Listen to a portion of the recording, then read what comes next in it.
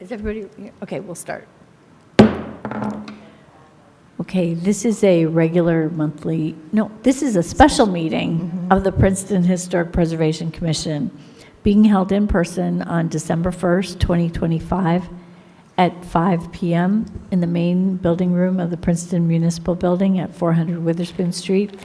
Pursuant to Section 13 of the Open Public Meetings Act, adequate notice of the time and place and agenda of this meeting has been noticed by transmitting a copy to the Princeton Packet, Town Topics, the Times, Trentonian, and by filing a copy with the Clerk of Princeton, who has posted this to the municipal website, www.princetonnj.gov/meetings, and posted on the official bulletin board at the Princeton Municipal Complex, 400 Witherspoon Street, Princeton, New Jersey. Elizabeth, do you want to take the roll? Yes. Ms. Satterfield? Mr. Shatskin? Here. Ms. Howard? Mr. Shore? Present. Ms. Friedman? Here. Ms. Kroll? Ms. Maria? Chairperson Capizzoli? Here. Thank you. So the announcement is that the fire department will be coming soon to check out I think so. I think the he's the fire weird official. smell over there. We So just in want the to make sure it's meantime- a gas leak. So just to make sure it's not a gas leak, so we're going to proceed with just some housekeeping.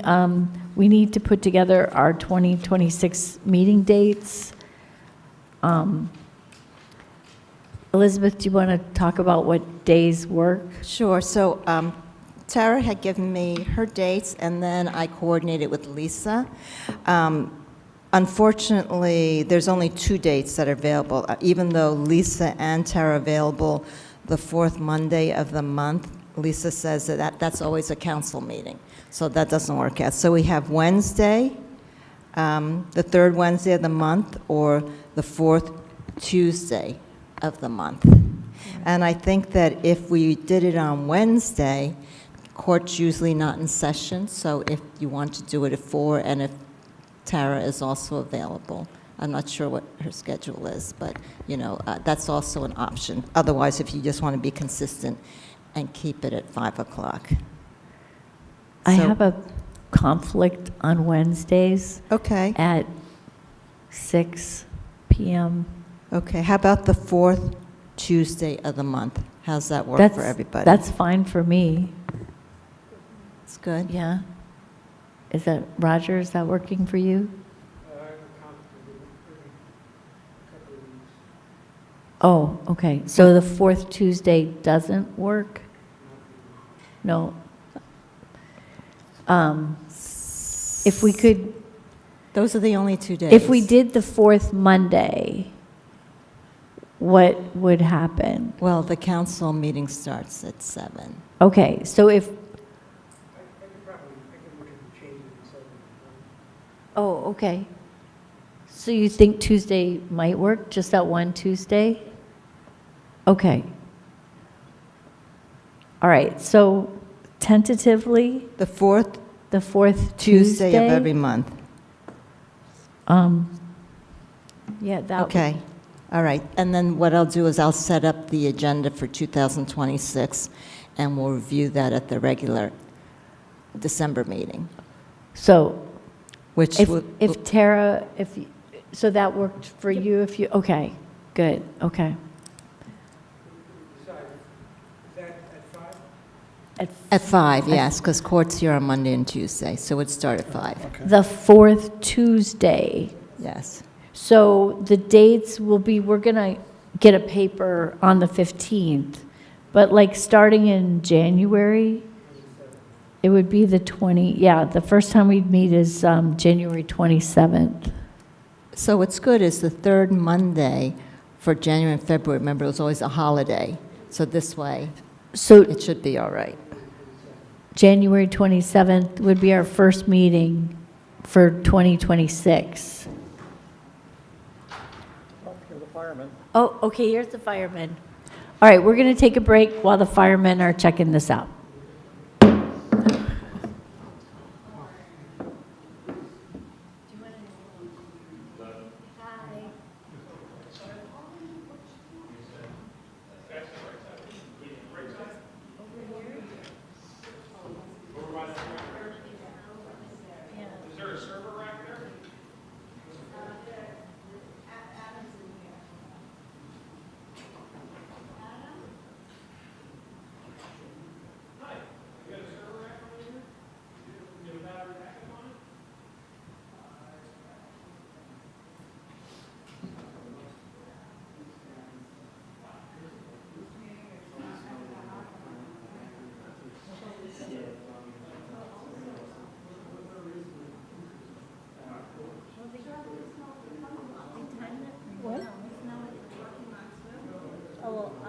I thought, I did.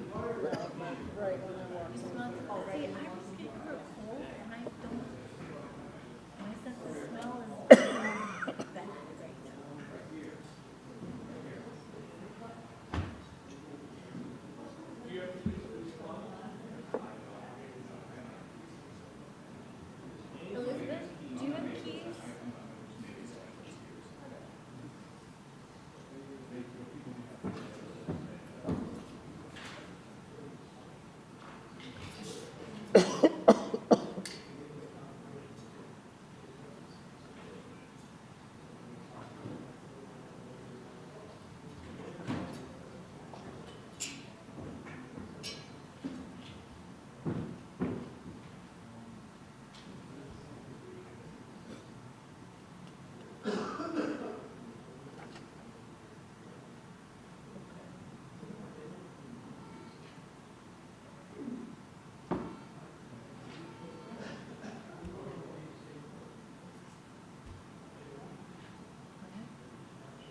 I know, I was just like.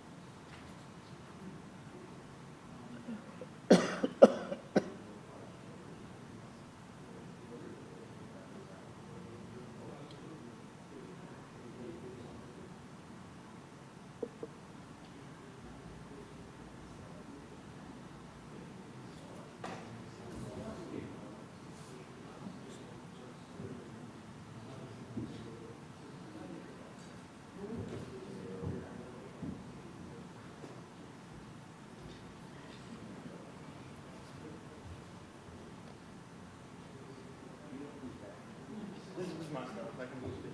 Is there anything? Is there anything? No laptop, nothing. No paper.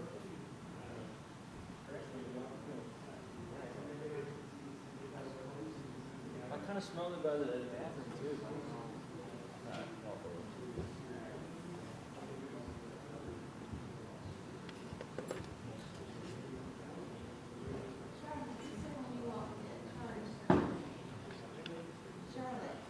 So when you walked in, it smelled too, right? When you came in? Not there, just over here. Oh, just over here? Yeah.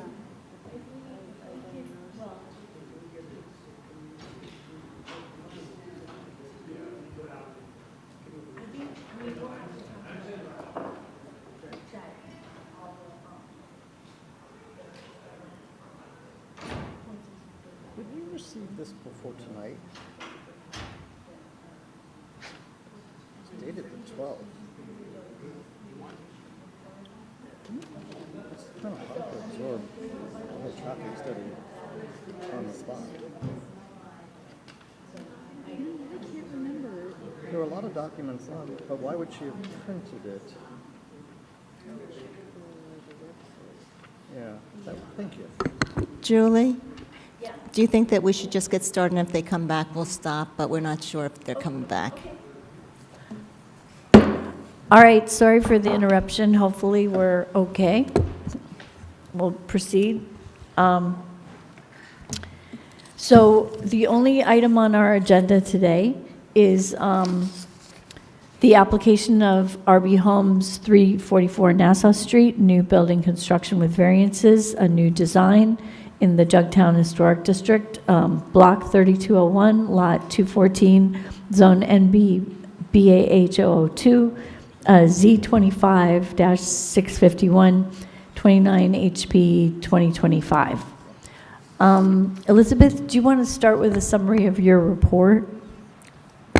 Sure. So I know that there's many of the commission members that are here and have heard the application when it was a planning board application, but I am going to go through it because the last meeting I saw that there were some zoning board members here and they might want to review the recording. So for that purpose, I'll be a little bit more thorough. So the applicant 344 Nassau LLC has filed an application for major site plan approval with variances and for historic preservation plan review, construct a freestanding residential building with parking. The property has an address of 344 Nassau Street and is further identified as Block 32.01, Lot 214 in the former Borough RB Neighborhood Business Zone with an affordable housing overlay 2 zone. A design waiver and several variances, including D variances, are required. The property is a corner lot with frontage along Nassau Street and North Harrison Street. The property falls within the local and New Jersey National Register of Historic Places, Jugtown Historic District. In addition, there's a 66-foot wide district right-of-way along Nassau Street, also known as State Highway 206, which was established for the New Jersey National Register of Historic Places Kings Highway Historic District. Jugtown is classified as Type 2 district on Princeton Historic Preservation District and Buffer District's overlay map. Properties within Type 2 are subject to preservation plan review for any changes visible from the public right-of-way. So this application is in the jurisdiction of the Zoning Board of Adjustment, which the Historic Preservation Commission serves as advisory to their board. And pursuant to Section 10B-379, Section 2, HPC shall provide their recommendations to the Board of Jurisdiction in writing and through one or more of its members or staff who shall testify on the application, explain HPC's written report. So the history of this project, as we talked about, there are two state and national district. The Kings Highway Historic District connects Lawrenceville with Kingston through Princeton with portions of U.S. Route 206 and New Jersey Route 27. This historic roadway, which runs through 8 historic districts, 7 which are located in Princeton, dates back to when Charles II of England ordered this roadway to be laid out to connect Boston with Charleston. Now, the Jugtown Historic District is a hamlet community consisting of a cluster of historic structures around the intersection of Nassau and Harrison Streets. The district extends along South Harrison to Pelham Street and west on Nassau Street, ending near Prospect Avenue, and it also includes Evelyn Place. The original European settlement dates to 1695. Jugtown originated as a small residential and commercial center that developed because of its location at the juncture of 2 major roads, the principal highway from New Brunswick to Trenton, and a road to the mills at Mapleton, and then from there to Cranberry and Allentown. By the early 18th century, Jugtown had become a small, thriving village of stores, houses, hotel, a tavern, and pottery works, from which the neighborhood likely acquired its name. Modest structures were originally built and later incorporated with a wider variety of architectural style dwellings such as Federal, Queen Anne, and Colonial Revival during the 19th and 20th century. Even though Jugtown began losing its industrial elements during the second half of the 19th century, it retained its residential character and some of its village shops. From 1887 to 1897, this neighborhood was also recognized for its short-lived home to Evelyn College for Women associated with Princeton University.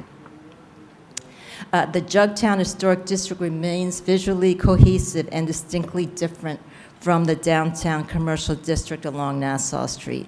These streets mainly represent the residential components of the neighborhood that formed in the recent century. Houses are, for the most part, situated close to the street, on small lots, with small front yards and narrow side yards. The Nassau-Harrison Street intersection continues to maintain a small village feel with neighborhood businesses within mostly residential-style buildings. And according to the state and national nomination report, 3 of the 4 buildings at the intersection are identified as key contributing properties to the Jugtown Historic District, and the 4th, which is on the southeast corner, is considered contributing. The 3 key contributing buildings were built before the Revolutionary War. Jugtown Historic District's period of significance is referenced as the 18th century through circa 1918. So the building on the subject property occupies one of the pivotal corners of the Jugtown Crossroads and is also known as the Horner House.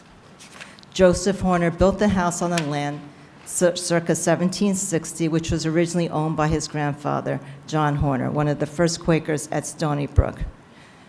From his property, Joseph began running a pottery and brick business central to the Jugtown community. His business supplied bricks for Princeton University and is believed to have also supplied bricks for the construction of Nassau Hall. Joseph Horner is known to have owned an enslaved person named Elizabeth. He emancipated her in 1777 after the local Quakers forbid members to own slaves, which they determined were inconsistent with their values. A century later, it was alleged that this house served as a stop on the Underground Railroad through a tunnel under Nassau Street, where escaped slaves were provided protection and shelter. So the building on the property is 2 stories, rectangular shaped, and is comprised of 3 stages of construction. The oldest section, which will be referred to as the West Wing, which is on the west end of the building, was built circa 1760 as a 1-story house, which later had a 2nd-floor addition. A larger 2-story addition, which is referenced as the main house, was built circa 1824 and was added to the east side of the original 1-story house. It has stairs to the front door that remains the prominent entrance to the building today. The last alteration was a 2-story east and rear addition, also referenced as the east addition. This addition extends east off the main house with a recessed hyphen and a full-length 2-story rear addition, including 2nd-floor balconies. At the same time of this construction, an upper floor was added to the original 1-story 1760 wing. The applicant indicated that this addition was constructed around 1985. As far as the existing conditions today, the subject property is located on the northeast corner of Nassau Street and North Harrison Street and contains 0.255 acres with a northwest to southwest slope. Behind the building on the property is a parking lot. The historic portion of the house is a stone basement foundation, is wood frame with brick-bearing walls and stucco-painted brick finish. The brick is laid in the Flemish bond pattern. Gable roofs are clad with asphalt shingles and has 2 brick chimneys. The architectural style of the historic section of the building is vernacular, colonial, and federal. The main entrance faces Nassau Street, and additional doors along the front facade and doors off the rear elevation facing the parking lot are present. Slate sidewalks from the house connect to Nassau Street sidewalk. Exterior AC units are located off the east and west ends of the building. The west wing is 2-bay with 9/6 windows on both floors that are symmetrically positioned and aligned between floors. There's a door to the right that is at grade. Small rectangular windows facing North Harrison Street are situated near the end walls of each floor. The main house is 2.5 stories, 3-bay with stairs to the entrance door. Windows are 9/9 on the first floor and 9/6 on the second floor. They are also symmetrically aligned between floors and spaced between each other. Locals might remember that after 1981, the first floor windows were installed when the large Colonial Reviver bay window was removed and no longer served as a gourmet shop that occupied that space. The east wing is 3-bay with 6/6 window. A ground floor door and a second floor balconies are located in the hyphen. Windows on the 1980s rear addition are 6/6, double hung, except for balcony windows, which appear to be casement. All the existing double hung windows are wood. Street-facing windows on the historic house have louver shutters on the second floor and panel shutters on the first floor, with the exception of balcony windows which have no shutters. Panel shutters frame all of the 6/6 1980s addition windows. The building currently functions as an office building with a driveway off North Harrison Street to access the parking lot. The driveway also serves the adjacent parking area for 350, 352 Nassau Street, which is currently used by Weichert Realtors. A paver sidewalk runs along the back of the building and the parking lot. So a little bit about the project history to refresh everyone's memory. This project received a concept review for an AHO2, Affordable Housing Overlay 2 zone design from the Princeton Planning Board in February 2020, 2003, and a concept review from HPC on February 27, 2003. Following these reviews, a formal Planning Board Historic Preservation Plan application were submitted for major site development. Demolition of rear portions of the existing building were proposed to accommodate a 4-story, 45-foot tall building addition to develop 15 units of multifamily residential housing by applying the AHO2 zoning district. HPC heard the applications at special meetings on May 13th and 14th of 2024. Although the design was compliant under the AHO2 zone, HPC expressed grave concern and objections to the height and massing of the addition, which would negatively impact the historic building and the important collection of pre-Revolutionary War buildings at this important intersection in the Jugtown Historic District. They further concluded that the addition lacked architectural relatability with the historic building, and the historic fabric and significant key defining features of the historic building would be destroyed as a result of interior and exterior demolition. Strong opposition was also echoed from the public and a neighborhood advocacy group called Save Jugtown. Because of these strong oppositions, the applicant paused their March 23rd hearing with the Planning Board. After about a year, the applicant withdrew his Planning Board application after being deemed complete for a zoning application, which consisted of a new site and building design, is what HPC is reviewing today. The applicant advised this design is a collaborative effort with Save Jugtown representatives with a sympathetic approach to preserving the Horner House and addressing concerns expressed at the HPC meeting. This new application proposed constructing a freestanding building with no demolition. It will be 3 stories and set back from North Harrison Street by 5 feet, as previously it was 0 feet. The new construction will continue to be positioned behind the existing building with 5 to 10 feet of separation between the buildings. Parking will also continue to be under the 2nd floor of the new building. To avoid interior demolition, the existing building proposes to continue office use on the upper floors to eliminate the necessity to redesign the interior space for residences. To compensate for such loss of units, the applicant is requesting permission to allow housing on the ground floor of the new building.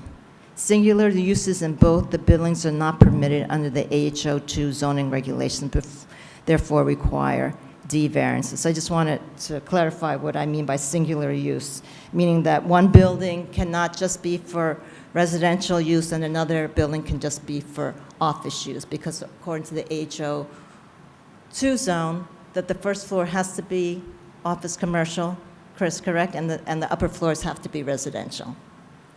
The new residential building will provide 10 2-bedroom units, 2 of which will be dedicated for affordable housing.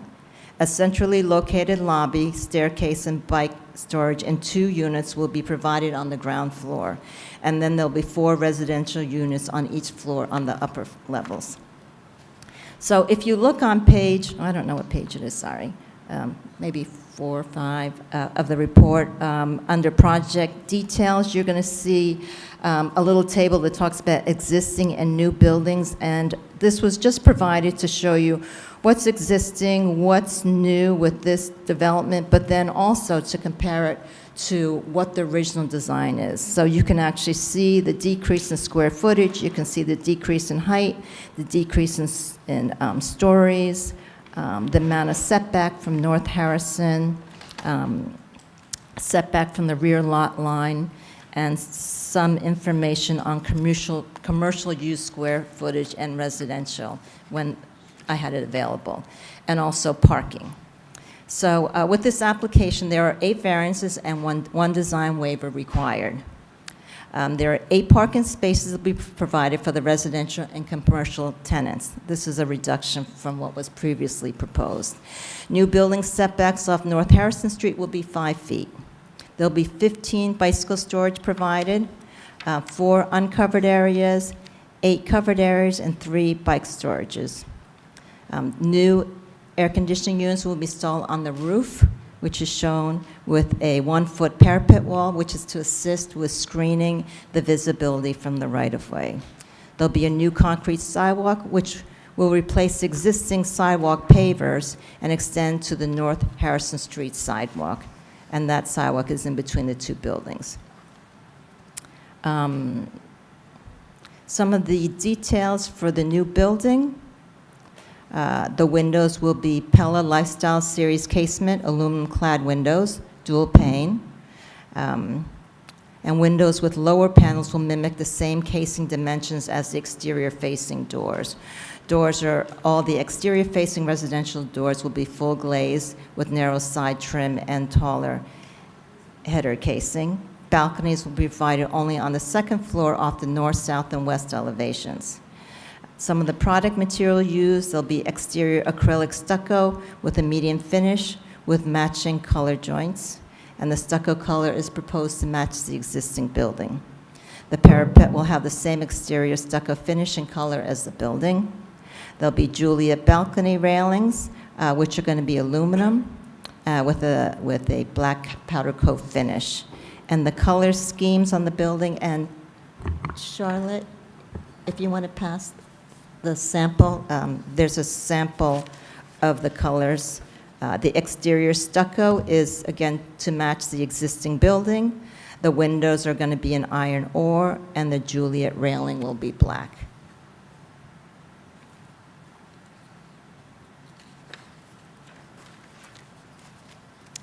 The other site improvements, such as the parking lot, most of the parking will be covered by the second floor of the new building, as discussed. There'll be 7 parking spaces, 4 spaces, 9 by 18, 1 handicap, and 2 compact spaces, which will be 7.5 by 15 feet. There'll be an EV station. The parking lot surface will be asphalt with a concrete curb. The existing curb cut will be shifted approximately 9 feet north and continue to provide access to the adjacent property. Parking aisles will be 20 feet wide, and there'll be a no left turn sign installed when you are egressing the parking lot. As far as landscape goes and fencing, there are 8 existing trees identified on the landscape plan.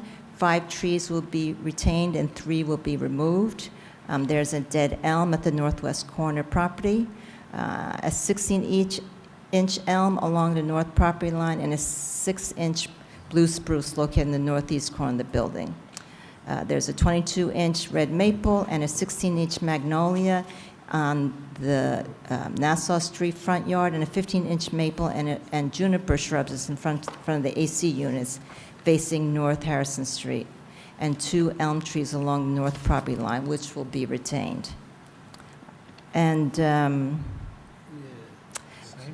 as far as the landscape plan goes, I'm going to continue with this, but in your package that's on your desk, included is Dan Dobromilsky Associates landscape memo, in addition to the Princeton Traffic Consultants memo. The landscape plan proposes 1 Washington hawthorn, 13 low shrubs, which are juniper horizontalis, bar harbor, and 17 ornamental grasses and perennial ground cover. The hawthorn tree is intended to replace the dead elm on the northwest property corner.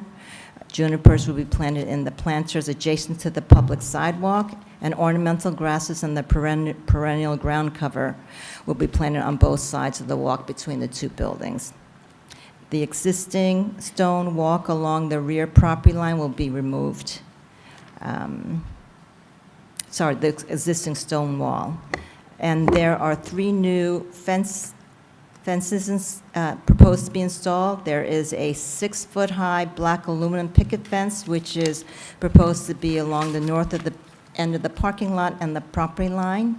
A 6-foot-high solid fencing gate installed off the northeast corner of the existing building for the trash and recycling enclosure, and a short run of an 8-foot-high solid privacy fence installed along the east property line to screen the trash recycling enclosure, and relocated AC units from the adjacent property at Lot 25. The plans indicate there are going to be 3 new light fixtures, and these light fixtures are the same as was in the original design, just in different locations, but there's a Juno 5-inch recessed canopy, downlight fixtures. It's going to be 2700 Kelvin, 8-foot mounted under the canopy of the south lobby entrance. There's going to be 6 of the street walk square louvered cutoff bollards, 7-inch square, 3.5 feet high. They're going to either have 100-watt or 2700 Kelvin LED, and these are proposed in the planters on each side of the driveway, next to the sidewalk, 3 of them along the sidewalk between the 2 buildings, and 1 behind the trash enclosure and relocated AC unit. And the third is there's going to be 2 Cree lighting, and these are area canopy downlights who are mounted on the ceiling of the parking area. And there is an existing 5-foot wide public sidewalk adjacent to the North Harrison Street curb. The applicant proposes to relocate the sidewalk to the east along the property line and right-of-way, and this will create a 3-foot wide lawn strip between the curb and the sidewalk. I believe it originally was 4 feet in the original design, and now it's 5 feet, which meets the engineering standards. I'm not going to read the thing about the Architectural Historic Sites Protocol. This is a duplicate of what we talked about, what was presented before, and nothing has changed from this report and the original one, but I am going to circle back on this when it comes to the comments. This report, this preliminary archaeological screening was prepared by Richard Grubb and Associates, so again, we'll circle back to that, and that was dated November 7, 2023, and I believe that there was no update to this. So moving on to zoning and engineering, under the HO2 regulation, 344 Nassau Street is identified by address and lot and block on the required building retention list. The applicant is applying this provision, and the engineering and zoning report outlines the numerous variances necessary for the application to be approved. So I'm just going to quickly go over this. We have the side yard setback, which they're proposing at 5 feet, and it's required to be 0 or 10 according to the overlay. The rear yard setback is required at 15, and they're proposing 10 feet. Parking spaces, they're required 19.1, and they're providing 9 spaces. Percent compact, the maximum allowable is 15%, and they're providing 25%. Parking setback, minimum 4 feet, and they are providing 1-foot setback. Distance between buildings on same lot is 10 feet, and theirs varies, I believe, from 5 to 10, but 10 obviously is the minimum, so that's what the engineering zoning report identifies. The D variances, again, this is because the ground floor and the above floor uses is going to be singular in use for each building, so they're not going to have the commercial office on the first floor with the residential, so both buildings would require a D variance. And then the one design waiver is that the minimum driveway aisle for the parking lot is required at 25 feet, and they're proposing it at 20 feet. Okay, so we're going to proceed to the comments. Obviously, the historic preservation ordinance criteria are listed in between here and the comments. Again, no change except for the criteria. The criteria previously was related to historic buildings, and this is for new structures not considered historic structures since it is an independent building. Just a few comments. In 2024, Preservation New Jersey named 344 Nassau Street one of the 10 most endangered historic places. The applicant, this office really very much appreciates that the applicant's willingness to revise the building design with a much more sensitive approach, and also the applicant's willingness to work collaboratively with Save Jugtown on the new design. So very much appreciated this new design. The applicant states there were certain design changes that were intentional to address certain concerns expressed at HPC meeting, not only by HPC, but other comments. And I'm going to list these for the commission to understand. So the first is the separation of new construction from the existing building was designed to eliminate demolition so that the Horner House could remain unaltered. The second is the new building setback is increased to 5 foot from Harrison Street right-of-way, which allows the new construction to be behind the Horner House, which reduces the impact of the development of the historic building. The increased setback also offers additional space to landscape between the new building and sidewalk. The third comment they provided was separating the new construction and reducing the building height and mass was designed to minimize the impact on the Nassau streetscape. The applicant believes the proportions are more in line with the neighborhood and preserves the historic streetscape.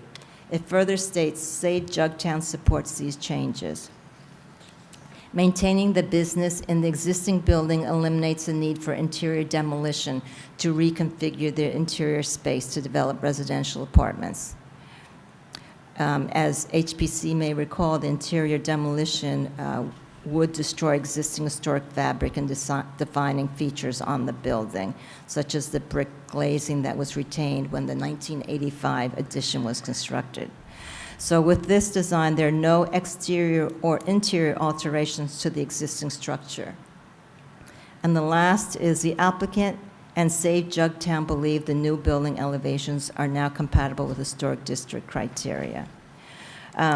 So I'm going to go to the next comment, which has to do with the preservation area. And I'm just going to this is under section 10B-397. I'm just going to highlight the comments, which again were the same ones that I commented from the original design, which is the preservation area shall be delineated so that improvements respect the historic pattern of use of the historic property, respects the interrelationship of historic features of the property, and provide for an adequate visual buffer for the principal structure or structures, and provide for an adequate visual buffer for the other historic features of the site by use of open space areas and appropriate plantings, and in implementation of these standards, create protective areas around the historic feature on the property.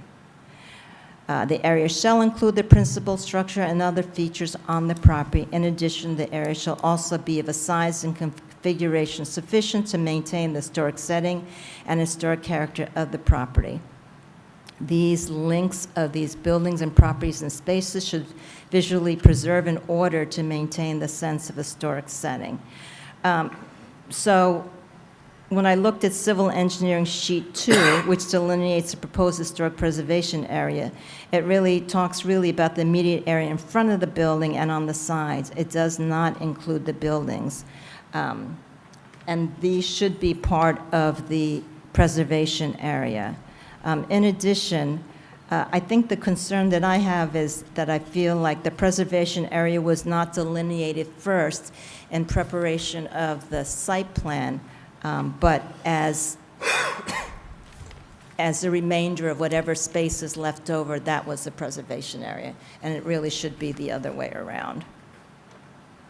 Manufactured product sheets or details should be provided for doors, windows, such as the casement windows in the lower panel, the fixed and the circular fixed. Door trim and trim for select windows, matching door trim should also be provided. Horizontal band around the new building, the material profile dimensions, that should be provided. 8-foot high privacy fence specifying the material and fence style was not found on the drawing. And although the trash enclosure and fence will likely not be visible from the right-of-way unless the gate is left open, a detail describing material and style should be included in the set of drawings. And as far as lighting product sheets for the proposed 3 fixtures, unfortunately, we don't take the product sheets from one project to the other, so we do need those submitted with a new application since the zoning board application. So we do need that for the Juno 5-inch recessed canopy, the Streetworks square bollard, and for the Crete lighting LED, we just need that for the Kelvin, what the applicant intends to use as far as the Kelvin for that lighting. Details of the following are lacking and should be provided and discussed at the meeting. There's a lobby entry canopy, which is in between the 2 buildings. There was very little information about how that was constructed, the material. Exterior wall treatment for the ground floor of the new building. We can see that there seems to be scoring there, but we would like more detail about that. Concrete curb planter walls proposed on both sides of the driveway along the public sidewalk. They vary in height from 1.1 feet to 2 feet, and a detail of this wall should also be included in the civil set, including if the concrete will be tinted. The west elevation drawing should include features on the Horner house that are missing from the drawings, such as the attic windows, the Bilko doors, and then the Nassau Street steps, railing to entrance, and bike rack. There's only a south elevation existing building drawing, and I know that the applicant had sent over a, what was? Sightline drawing, right. But I think that it would be good to see what those features on that building are, just for information purposes. The applicant did provide their color rendering, which is in your package today, so we appreciate receiving that.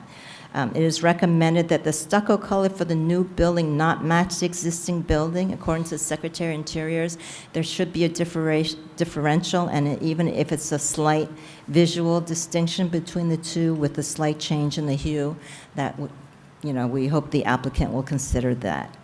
The applicant's architect states that building style, material, and architectural features were taken from inspirational images provided to them by Save Jugtown representatives. It would be helpful if representatives of Save Jugtown could confirm on the collaborative effort on the project. And within your package, I think you saw that inspirational photograph that was included. The applicant is asked to discuss why certain variances were considered more worthy of pursuing the others. And the reason that I asked this question is because it would seem that the building would serve better to be farther from this building, like closer to your north property line, for a variety of reasons. One is because then you do have more space in between the two buildings, which is a variance. In addition to, I guess I have some concern about the construction of the foundation or the sub-construction of the building and the parking lot so close to the existing building. So I'm just wondering if that was a consideration, or did you feel like did you feel like it's harder for us? You felt that it might be harder for you to get a building setback variance versus a parking setback variance. So I'm just trying to understand maybe what your criteria was for that. Buildings in the Jugtown Historic District are, for the most part, not very elaborate. They have simpler lines with some ornamentation. The redesign of the building is more simplified, and the size, style, and configuration of the fenestration is better related to historic building. The flat roof is also better situated and suited and complementary to the similar features of the building, and helps maintain a low building profile. As lovely as the Washington Hawthorn is, it's recommended that maybe you look for another one, because they do have thorns, and if you have children walking down the sidewalk, it's, just think about that. It is recommended that more attention be given to the landscape plan. I think there's an opportunity to do more than just kind of put the same vegetation, the same 20 species, whatever. But that's, that would be greatly appreciated, a little more consideration. The scale on the civil drawing, it just needs to be changed to be accurate to 1 inch equals 20 feet. The applicant should consider, again, this is a comment I carry over, relocating the arborvitae if they're in good condition. Just hate to see trees thrown away. They don't need to be. There are 2 elm trees on the northern property that are supposed to be retained. The applicant should investigate these trees are in good condition, and if they'll survive. Again, I defer to Dan Dobromilski's memo on that. And the Kings Highway District should be shown on the plan. Again, a comment that's carried over. And this is the one that has to do with the Archaeological and Historic Sites Protocol. It's recommended that Section 10B 388, which is the Architectural and Historic Sites Protocol, be included and referenced in HPC's chair memo to the Zoning Board of Adjustment as a reminder of the requirement. I don't believe that the Zoning Board has ever seen this requirement before, so I think that it would be worthy of that being included. It is recommended that HPC support RGA's preliminary architectural screening the report of November 7, 2023, and in particular that a ground-penetrating radar survey be completed prior to ground disturbance. It is further recommended that an archaeologist be on site during the GPR survey work, and if the ground-penetrating radar, GPR, is not performed, if that work is not performed by an archaeologist, then an archaeologist be there. And in addition, I think that when they do that work, it would be a good idea to have them look at that stone wall in the back. No one seems to know what it is, but if they're out there, it might be a good idea to have them do that. And then 21 talks about items for the applicant address. I'm going to pass that over and have them address that separately. And then the commission is asked to consider the following. After reviewing the criteria for the 2 historic district nominations, the evolution of the districts and the historic preservation review criteria, HPC should determine if the proposed improvements to the property are appropriate with minimal degradation to the historic building on the property, to the streetscape in the 2 historic districts, and if they meet the Secretary of Interior standards. HPC should discuss whether the redesigned building is sympathetic, appropriately proportioned, and compatible with the historic district on the property and with the Jugtown and Kings Highway Historic District. The applicant is seeking D variances to allow the existing building to function as is, as a completely commercial or office building without providing residential units on the upper floor, and for the new residential building to provide housing, not commercial use, on the first floor. This request is being made to allow the new construction to be a separate building, which eliminates the need for partial demolition. Allowing the office building to continue to function as office on the upper floor furthers HPC's desire to preserve the historic building. It would seem appropriate for HPC to support variances that protect and preserve the historic fabric and features of the significant Horner House, its setting on the property, and the historic district streetscape by limiting demolition. In this case, interior demolition as well, and supporting appropriate scale and location of new construction. It is recommended that HPC review each requested variance, not only the D variance, but the other ones, and the design waiver, and address which ones directly impact the integrity of historic preservation and which ones may not, and decide on how you vote on both of those. And that should be reflected in the HPC's memo to the Zoning Board of Adjustments. And as always, all utilities should be underground. That's all I have, Madam Chair. All right. Thank you so much. That was a very thorough report. I wanted to hand it over to the applicant, and I'm not sure if you have a presentation or, yep, okay. I'm wondering if we could get it on our computers here, or if we, oh, now it is, never mind. Got it, thank you. All right, sorry. Go ahead. Thank you. I'm Chris Starr, representing Daniel Barsky. Daniel's going to take you through his slide presentation. Yeah, and we should swear you in. Can you raise your right hand? Do you swear that the testimony you're about to give this evening is the whole truth to the best of your knowledge? I do. And can you just state your name and spell it?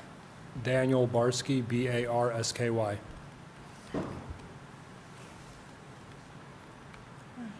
Yeah, sorry, proceed. Oh, and you know what? How many slides is this? Because we can just mark the whole thing as an exhibit.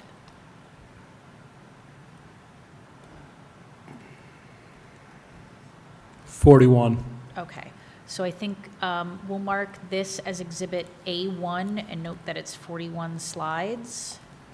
And then I think just for completeness, we should also mark the color samples as Exhibit A2. Got it. Yes, because the PowerPoint will be A1 and then the color samples will be A2.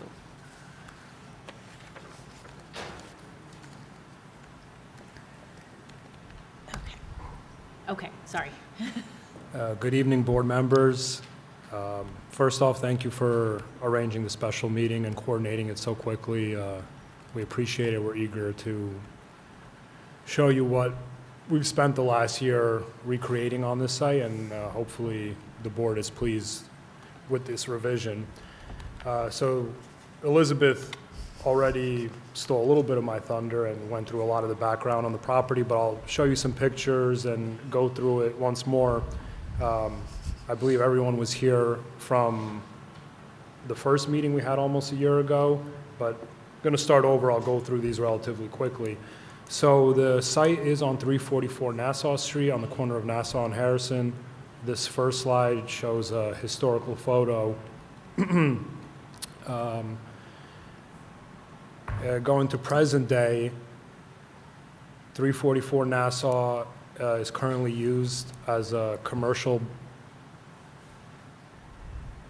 Oh, We're not seeing the same picture. Ian, I guess.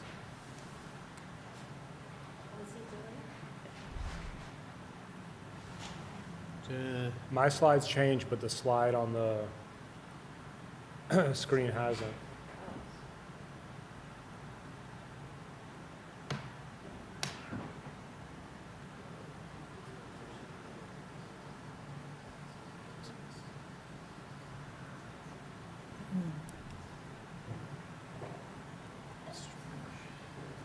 When I was doing something before, there was a major delay in the.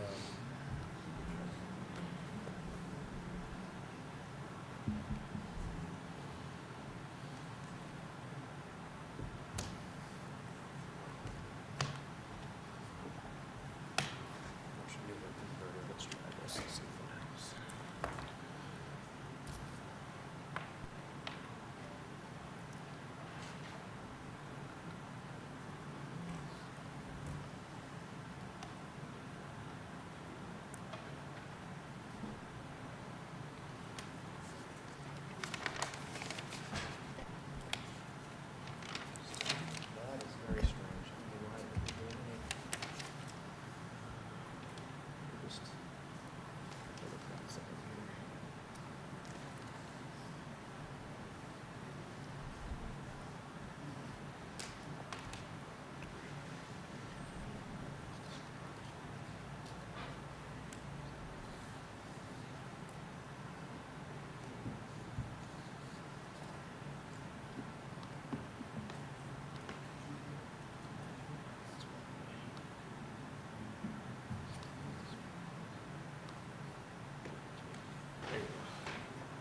Two changes.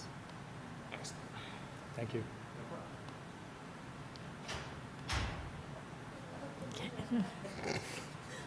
I looked at the wrong person. Okay, technical difficulties. So this is present day, 344 Nassau Street, looking from the opposite side of Nassau Street. Currently, the building is commercial office use on both floors. There's a mix of a bunch of different tenants in here. Some tenants rent multiple rooms grouped together, like Queenston Realty. Others rent one single room, and the building is fully occupied at the moment. Oh. This is the side elevation of 344 Nassau Street if you're looking from Harrison Street. This is the rear of 344 Nassau Street. You can see the parking lot in the rear. And this is the existing survey. You can see outlined in blue are the property boundaries. Shaded in pink is the existing building with the parking lot in the rear. And the property is located in the AH02 overlay zone.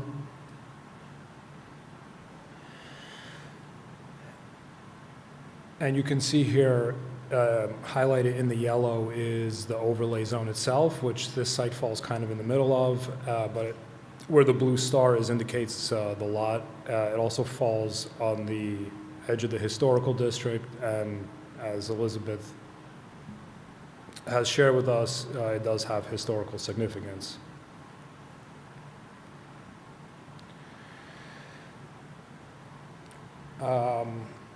So just a few of the surrounding properties. This is 341 Nassau Street, across the corner. I'm sharing here a height for the building. I'll elaborate on that later, but it's 37'9" to the ridge. The same building in the rear is almost 41 foot 3 high. So on average, it's somewhere between 39 and 40 feet. That'll be relevant later when I share the revised plans. 338 Nassau Street is a couple buildings down, heading into town. This one is 37 feet to the ridge. 342 Nassau Street, directly across Harrison.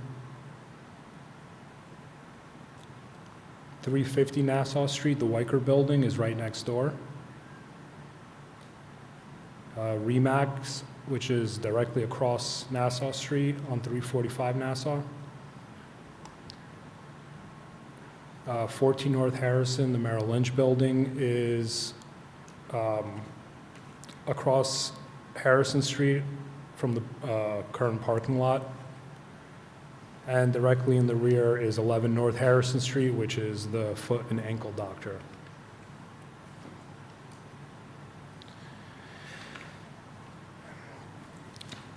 This slide is not what I'm proposing today.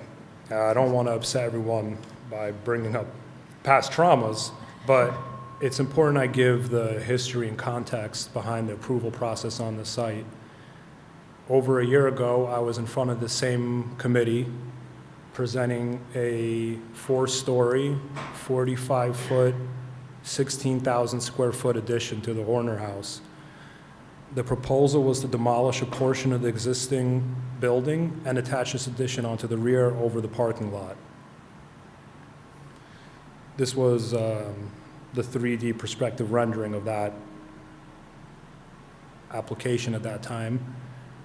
We heard from this committee and many of the neighbors, led by the Save Jugtown group, about their displeasure with this proposal. The consensus from the community was that this previous proposal was not consistent with the historical district and neighborhood, specifically in terms of scale and massing. This previous application proposed 15 units among the 4 stories. But it's important to note that the previous proposal was conforming to the zoning in all respects. It met all the criteria for a fully conforming application.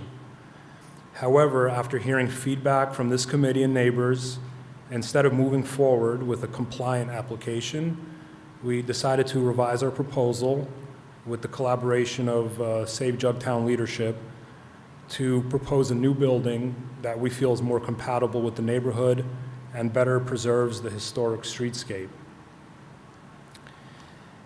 This is the new colored 3D rendering of our new proposal that we're here tonight for. This new design proposes a freestanding building independent of the existing historical Horner House.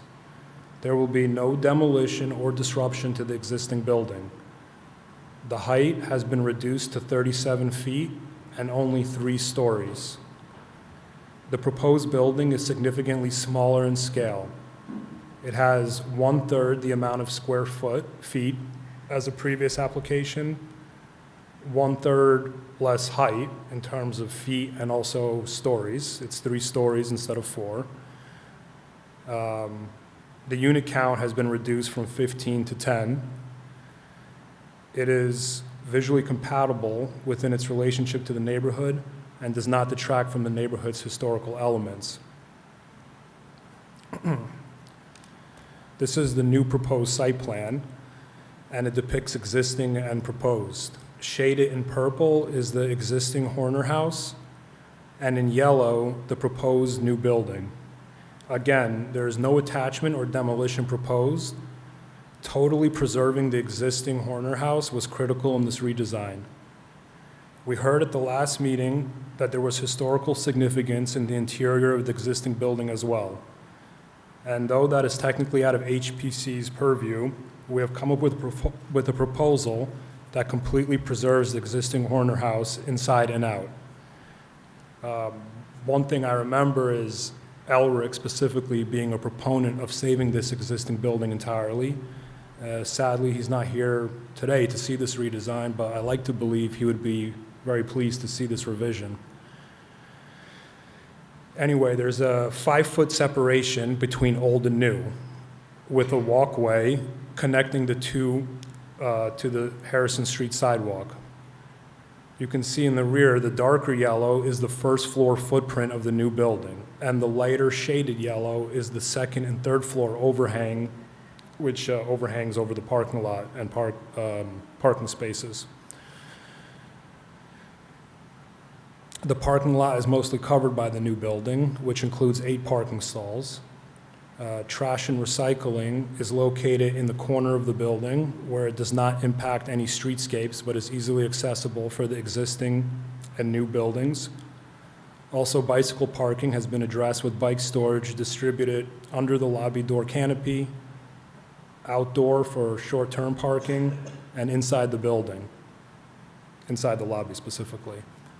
The new building setback is increased to 5 feet from Harrison Street right away, which allows the new construction to be behind the Horner House, which reduces the impact of the development on the historic building. Also, it's worth noting here on this slide that the new and old existing Horner House are separated by 5 feet, but at the closest point. For the most part, it's separated 8 to 10 feet. So just on the closest corner, it's 5 feet from one another.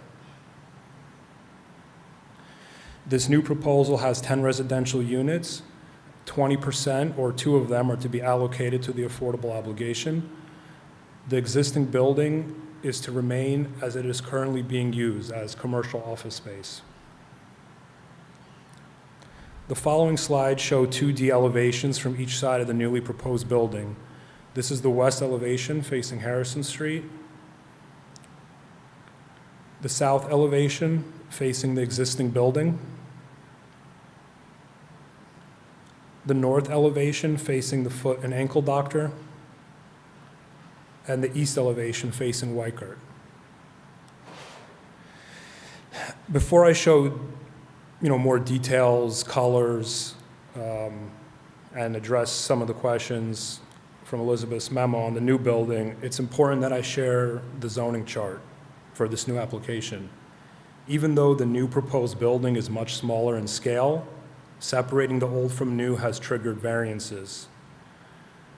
The side yard, oddly enough, the requirement is 0 feet or 10 feet. We think it probably should be 0 to 10, but our building is 5 feet from the setback line, and so that triggers a variance. We specifically brought it in further than 0 as to make sure that the new building isn't a prominent feature on the site. The rear yard is 15 feet, where we have 10 feet for the setback. Our overhangs on the second and third floor are 10 feet from the rear setback line. However, the rear yard does back up to a commercial zone or building, the Foot and Ankle Doctor, not a residential zone, so we do feel that there is justification for that variance. The big variance here is a use variance. So in an attempt to separate the buildings, and not disturb the existing structure at all, we have triggered a use variance. The zone permits only commercial on the first or ground floors and only residential on floors above. This application proposes to totally preserve the existing building inside and out, and thus will continue to operate office on the first floor. Subsequently, the new building proposes 2 apartments on the first floor, and in an attempt not to grow the building past 3 stories. This variance seems appropriate given the history, but we would look for HPC for support on this variance. In the original proposal, because the buildings were attached, there was room for parking on both sides of a drive aisle. Now that the buildings are separated, parking has been reduced, triggering variances in relation to parking.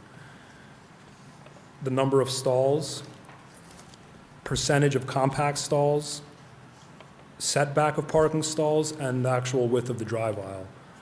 We believe the parking variants are justified in the attempt to preserve the historic Horner House, but also because of the proximity to downtown amenities and public transportation. Though it cannot be counted towards our parking total, we do have access to off-site parking within minutes of walking distance to the site. But we found through other properties in downtown that parking is really not a priority for people who want to live in this part of town.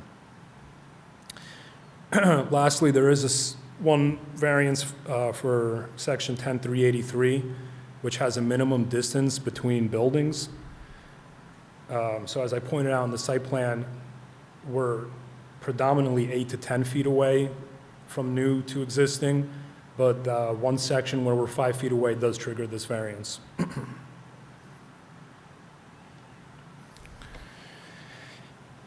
Here's a cross-section of the building floors and height. So we're proposing a 35-foot building height assembly with a 1-foot parapet totaling 36 feet. There was a question on the memo of why the building assembly is 36 feet with the parapet, but the civil engineer calls out 37'4". That's because his calculations are based on average grade as required by the zoning code. So in some places, that means this building changes because of the actual grade.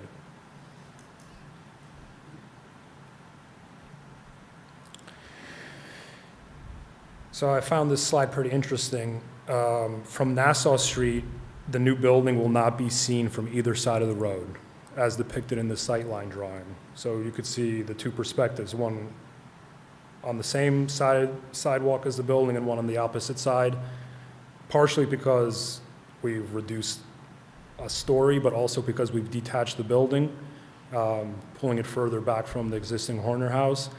But the good news about this building is you won't see it from Nassau Street.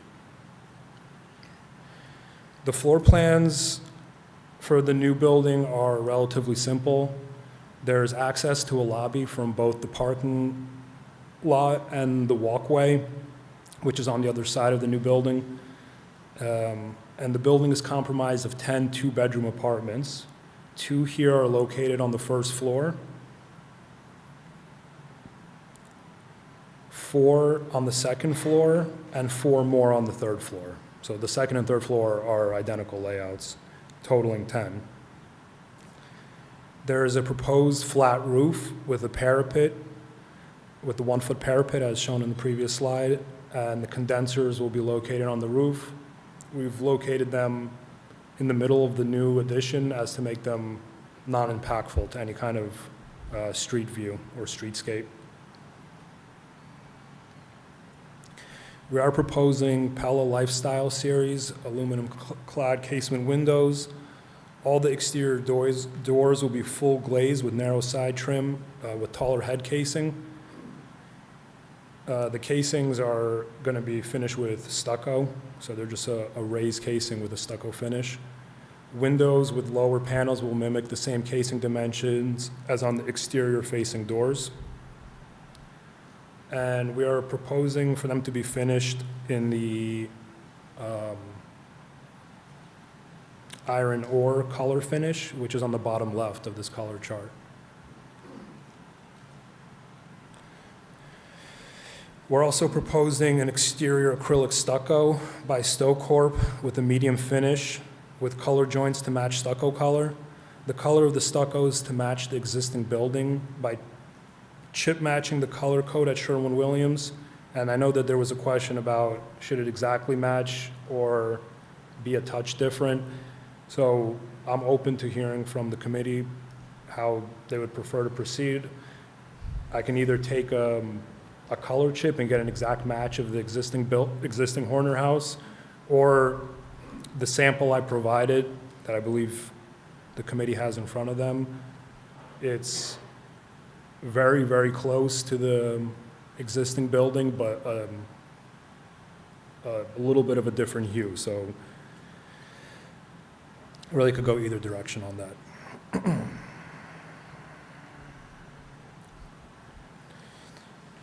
This is a profile detail of the stucco, showing the width, depth, and separation of scoring, along with the profiles of the molding. So you can see here on the slide the different dimensions for the stucco finish and trim detail, the rustication for the first level, and gets simpler as it goes up.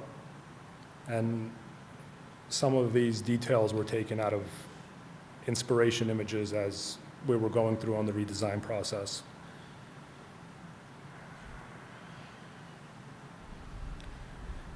For the exterior doors that are within the units, we're proposing a Juliet balcony with black railings, and that's the slide here. And there is a lobby entrance canopy proposed on the entrance of the new building, which faces the existing building. So this really doesn't have any impact from a street view, but this will be used as a welcoming entrance to the new apartment building and used as a place to have some covered bicycle storage. This overhang will be steel and painted to match the stucco color with wood soffit.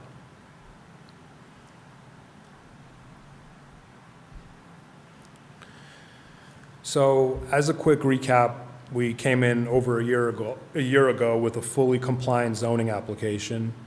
The proposal was not well received by this committee, nor our neighbors. Since that time, we have collaborated with Save Jugtown leadership and made some significant concessions in the scope of the job. We are now fully preserving the historic Horner House inside and out by completely separating old from new. The new proposed building sits further from the street, is much smaller in terms of square footage, number of units, heights, and stories. We believe this revision is more simplified, and the size, style, and configuration of the fenestrations is better related to the historic building and neighborhood. However, this does come at some risk to the developer, because the revised proposal does include variances where it didn't before. We ask that HPC approve this application tonight and support the variances requested in the effort of preserving the historical Jugtown neighborhood. Thank you for your time and consideration, and I covered a lot of the questions and recommendations from Elizabeth as we went through the slides, but I'm happy to take questions about any specifically if there are any.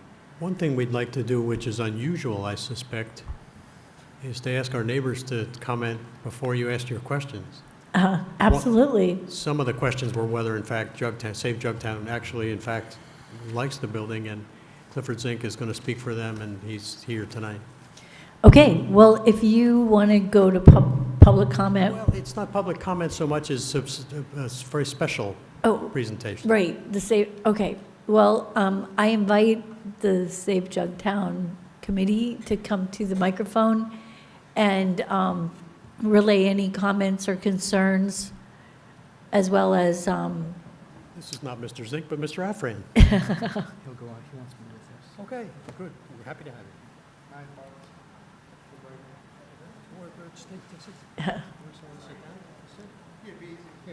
Yeah, we have microphones everywhere, so...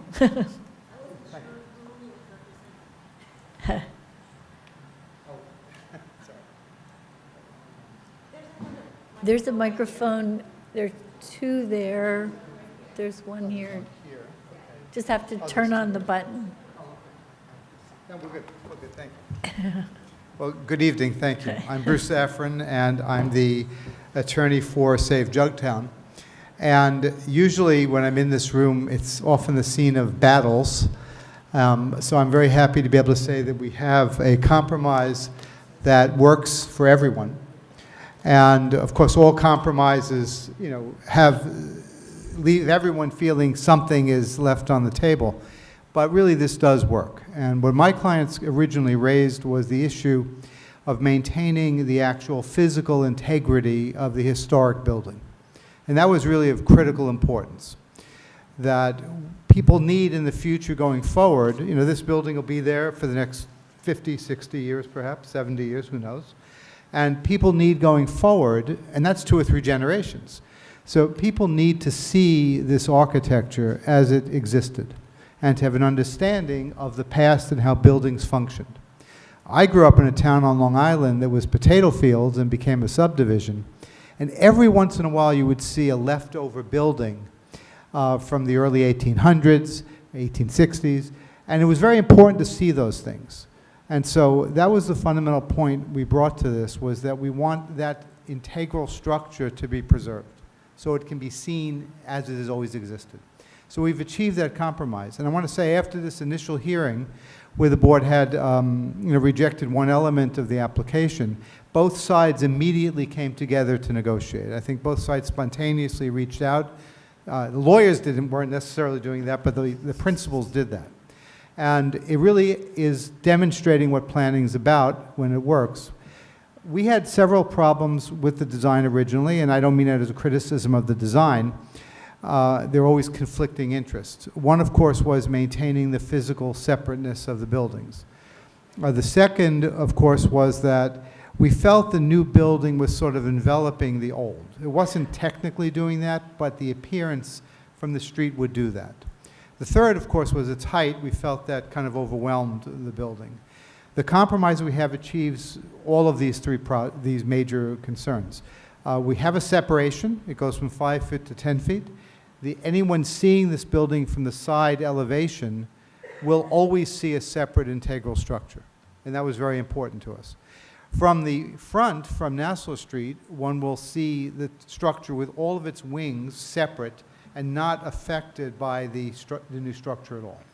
And finally, again, from both sides, the side elevation and the front, we will not see a fourth floor that overwhelms the historic structure. I think this is very similar to 338, if I'm correct, Daniel, which has a floor that just barely peaks above the apex of the A-frame of the old structure. And that's really what we were hoping to achieve. So we want to thank Daniel and his company and Ms. Rubina for the really strong accommodations to these concerns. So this really does achieve a very strong compromise, and we think it's a good, not a legal precedent, but a practical precedent for people to use going forward. I know there's a variance request. I want to endorse this variance in particular because I think it's important. There's a variance to change the office commercial use on the first floor of the new structure into residential. Now, obviously, use variances are always a little difficult and technically. This one, I think, makes a lot of sense because this part of Harrison was really never something that had a commercial streetscape. We do have the medical building, but it's accessed only from the rear. There is no active streetscape with that medical building. And further, we have the firehouse and we have the utility parking lot. So we never really had a commercial street frontage on that part of Harrison. So I don't think anything's lost, but what's gained is we gain the positiveness of the historical integrity of the structure. So we endorse this variance in particular. The other variances are more technical. I don't need to comment on them. But I would ask that this council, the commission, endorse that variance because nothing is actually lost from the historical usage there, but we gain preservation of the historical structure. And so I would ask that, assuming you approve this, which I expect you will based on the compromise, I would ask the commission put in a special provision that would endorse that particular variance, because that's probably the most difficult of the variances for the developer, and we fully endorse that. So in general, I want to thank the developer, my colleague, and sometimes adversary, Mr. Tarr, and especially Ms. Rubina for altering the vision of the original design. This is something, Save Jugtown Leadership, that's a technical term because it's not a member organization, has fully endorsed, and we've endorsed it in discussions with other neighbors because it's not a member corporation, but those we speak to, we've endorsed it. And I think if the developer wants, we certainly would be at the planning board to speak to the issues in exactly the same way. So I want to just endorse this and thank the developer and ask that you do approve this in this form. Okay, thank you. Thank you. I think Ma'am, could you just spell your last name for me? Oh, sure. It's Afrin, A, F as in Frank, R, A, Ed as in Nancy. First name Bruce. Perfect. Thank you. Thank you. I think Mr. Zink, if anyone has any questions for me, of course, I'm here. But I think Mr. Zink also had a presentation. Oh, that's great. All right, thank you.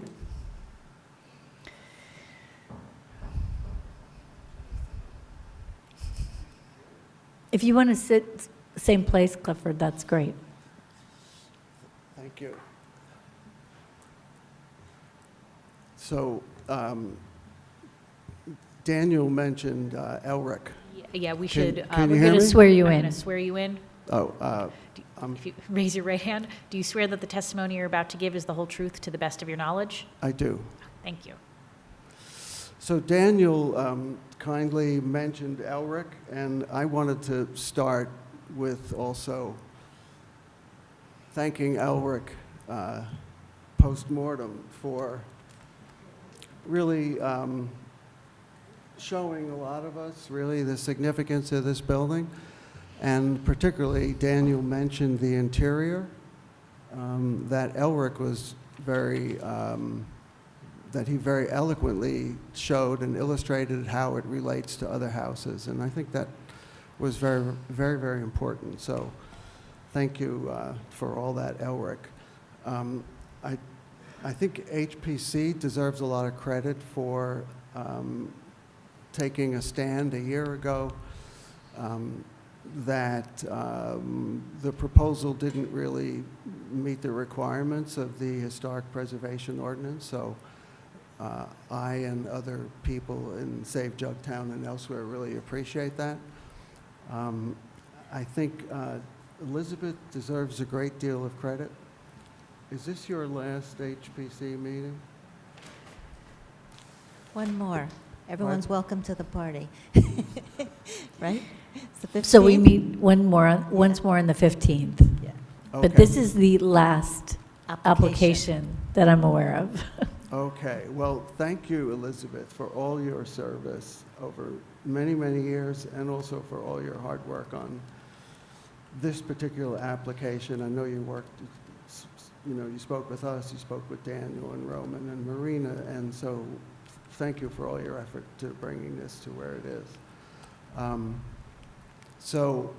I have to give a lot of credit to Daniel and Roman and Marina and to their advisor, Chris Tarr, who were open to dialogue about this. And we don't always see that around town. Quite often there are adversarial situations where the two sides don't talk to each other.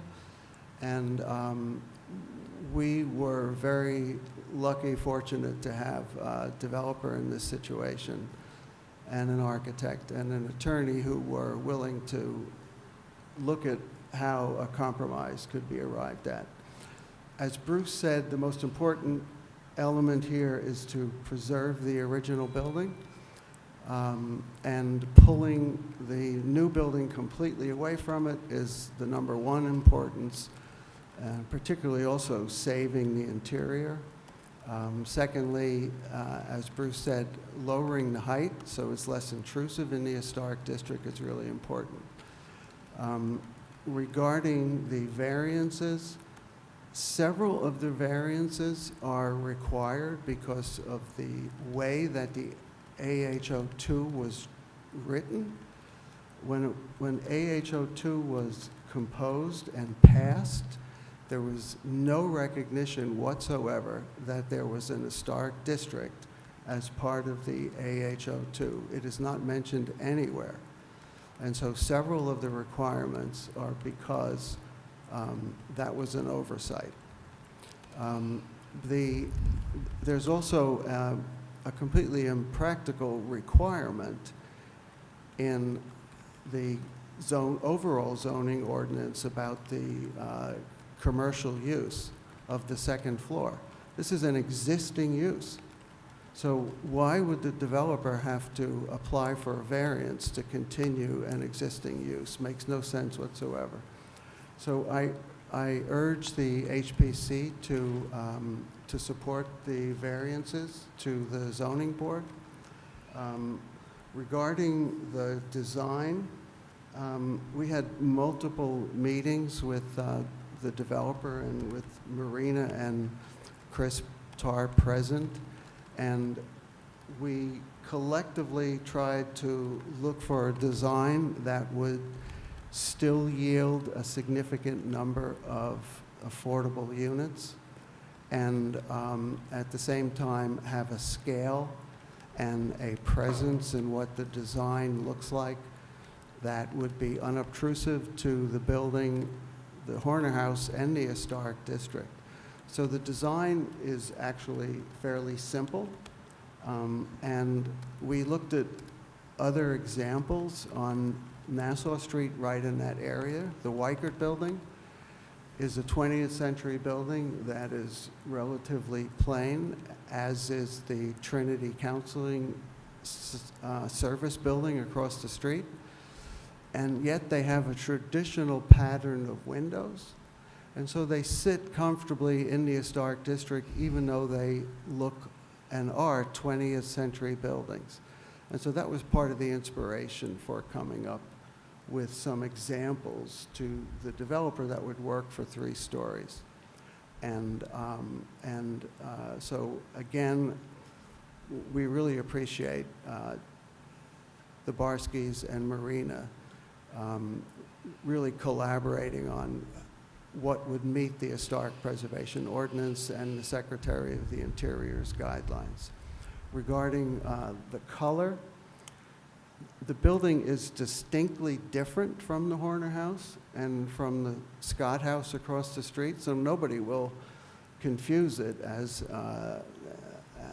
existing from the time. And so our thinking is that a different color for the new building will make it stand out more. And really, we don't want it to stand out more. It certainly will stand out on its own. It's 3 stories. It has a slightly different window pattern. It has casement windows. It has a big garage opening. It will be distinctly different, and we feel that if it's the same color as the front house, it will blend in the best way for the Historic District. So lastly,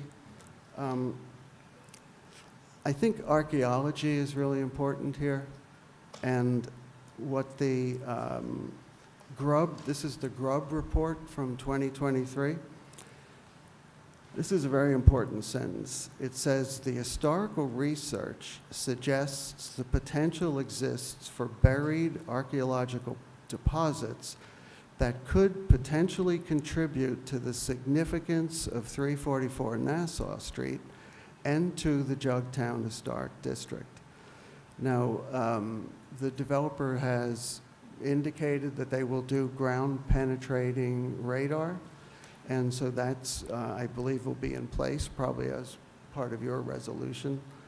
And then I believe is that right, Elizabeth, archaeological protocol will kick in if something significant is found in the GPR? Right, so I believe what Richard Grubb and Associates does is they kind of mimic what the ordinance is saying, that if something is discovered, I mean, he's basically reiterating what the ordinance is saying in his preliminary report. Okay, so the ground penetrating radar will be fairly informative, but it won't be totally definitive. So when the excavation gets done, it will be important for the excavator to be aware of coming across anything. And typically what might happen if there's something buried there, a foundation for a smaller building, and we know there are 2 smaller buildings shown on earlier photographs, it might mean just recording the dimensions of those foundations and photographing them before they're removed. So part of me says, I hope you find things archaeological that might contribute to the significance of the area. And the other part of me says, I hope you don't find too much to impede your work. So our Save Jugtown group is very appreciative to HPC and to the developer, the attorney, and to the architect, and to Elizabeth for coming up with this compromise. And we urge the HPC to support it. Thank you. Thank you. Really appreciate it. Oh, one more. No problem. We just have to swear you in. Yes. Maggie Deppenbrock, 333 Nassau. Okay, do you swear that the testimony you're about to give is the whole truth to the best of your knowledge? I do. 333 Nassau Street. Quick remark. I just wanted to thank the Historic Preservation Committee, Elizabeth, and the developer, Daniel, for genuinely listening to the neighborhood's concerns about 344 Nassau Street. We appreciate the thoughtful redesign to 3 stories, which meaningfully reduces the mass and scale while still supporting incremental, affordable housing in our community. This collaborative approach shows that preservation, responsible development, and neighborhood character can all be balanced. We hope other developers will follow Daniel's lead in embracing genuine compromise. And we are proud that thoughtful public involvement can meaningfully shape what happens in our town still. And that, personally, my kids get to see firsthand that getting involved truly matters. Oh, that's great. Thank you. All right. Anything else from any? I think Nope. we're okay. That was part of our presentation, which we were quite excited to have presented to you. Yeah, that was a great idea. Well, so now we're sort of back to reality. There are 23 questions that have been raised. You can pick and choose among them which ones you need some more information on. Right. So I just wanted to start off by saying that really excited that we're finally here and we're finally hearing this and that we're finally able to acknowledge the collaboration that is so unique and wonderful that actually should be on the head of the New York Times, because it's groundbreaking in the United States that we can do this. I did have some questions about the landscape memo. Oh, Dan Dobromilski. No, we didn't get it. Oh, he wrote it on November 21st. So I can, Ask your questions. yeah, so just, I think there's going to be a number of questions. There's going to be some questions about changes in landscape.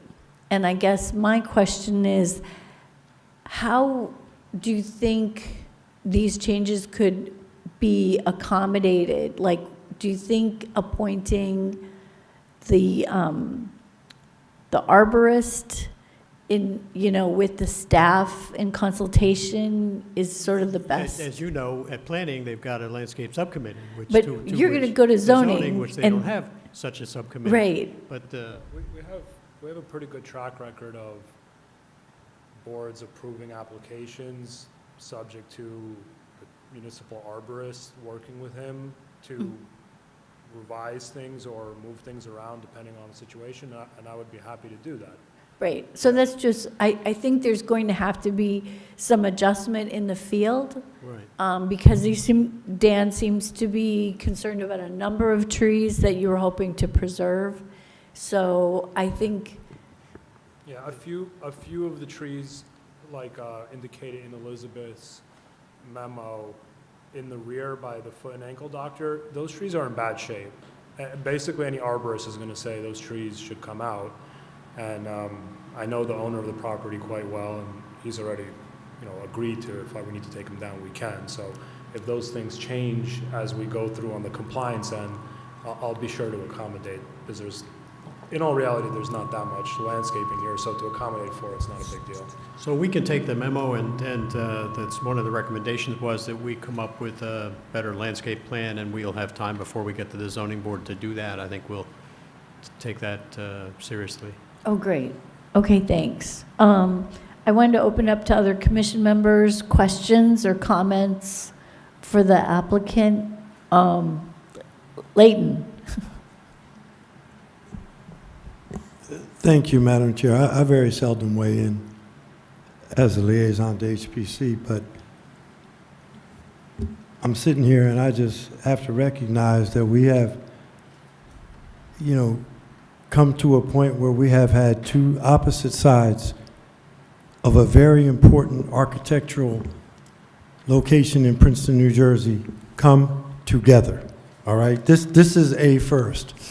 Now let's all be real. We got people here on two different sides that have come together on an agreement, and I'll be honest, I'm not an architectural engineer or, you know, a person steeped in architectural design, but again, this is a first for me. I think this, I'm looking at it, it is a major and drastic change from the first design, and it is very well done. And as I say, it's the first time where I've seen two opposing sides, one side that's steeped in architectural integrity and another side that's on the development side, come together in a compromise. I would be very happy if this board, and I'm not suggesting that we do, but I think that this is something to be recognized as a first and as a significant step in the municipality of Princeton's coming together for us to recognize the significance of our architectural and historical past and the fact that we must grow together to create opportunities for people in the future to live here, to raise a family here, to grow in place here, to age here, to be seniors here. I've never seen this before in Princeton, and I'm 74 years old, so I want to just commend the Barskys, Mr. Tarr, Bruce Affron, Clifford Zink, 333 Nassau, or 333, I don't know your name, Maria Rubina. This is groundbreaking right here. And I'm just here to tell you you participated in this, and I'm happy you did. And I'm just putting it out there that this is a first, and I'm not trying to tell this panel or this HPC committee how to rule on this, but for me, who's been here for 74 years, oh my God. Thank you, and I think this is the future of Princeton, not the past, but recognizing the past. I'm done. Thank you. Thanks, Leighton. Shirley, did you want to say something? Sorta. I have a lot of concerns. We first put a sign up that says, defend Jugtown historically. And then we put a sign up that says, defend historic Princeton. I would not have used the word defend, I would have said respect. We defended our rights to be in Princeton for years. So when developers come here, and every bit of land that we have, something's being built there. That could have been a nice little park where people walk along and they have somewhere to park. There are 2 apartment buildings further down by the shopping center. When you call it affordable, who's it affordable for? We have day laborers, we have people who take care of homes in the western part of Princeton, we have people who take care of all of the clubs in Princeton, not just the ones on Prospect. They cannot afford to live in any of those apartments. And every little place that we have, even the Witherspoon-Jackson community where I grew up and defended to be up on Nassau Street to shop or to have the same rights that people in Princeton had. Developers will come and they build houses and we cannot afford them. So here's another apartment building. Yes, it is beautiful. Yes, it's architecturally fine, but the day laborers can't live in it. I'm just concerned that we talk about historic Princeton, but we're taking away all of the history. And that's a historic building right in front of those apartments. So whether you live on Nassau Street or you live on Clay Street, I'm really concerned about developers coming here and taking every bit of land that we have to build apartments, and you're making the money, and those day laborers will not be serving you because they won't have any place to live. Thank you. Okay, thanks, Shirley. Roger, did you want to comment? Okay. David?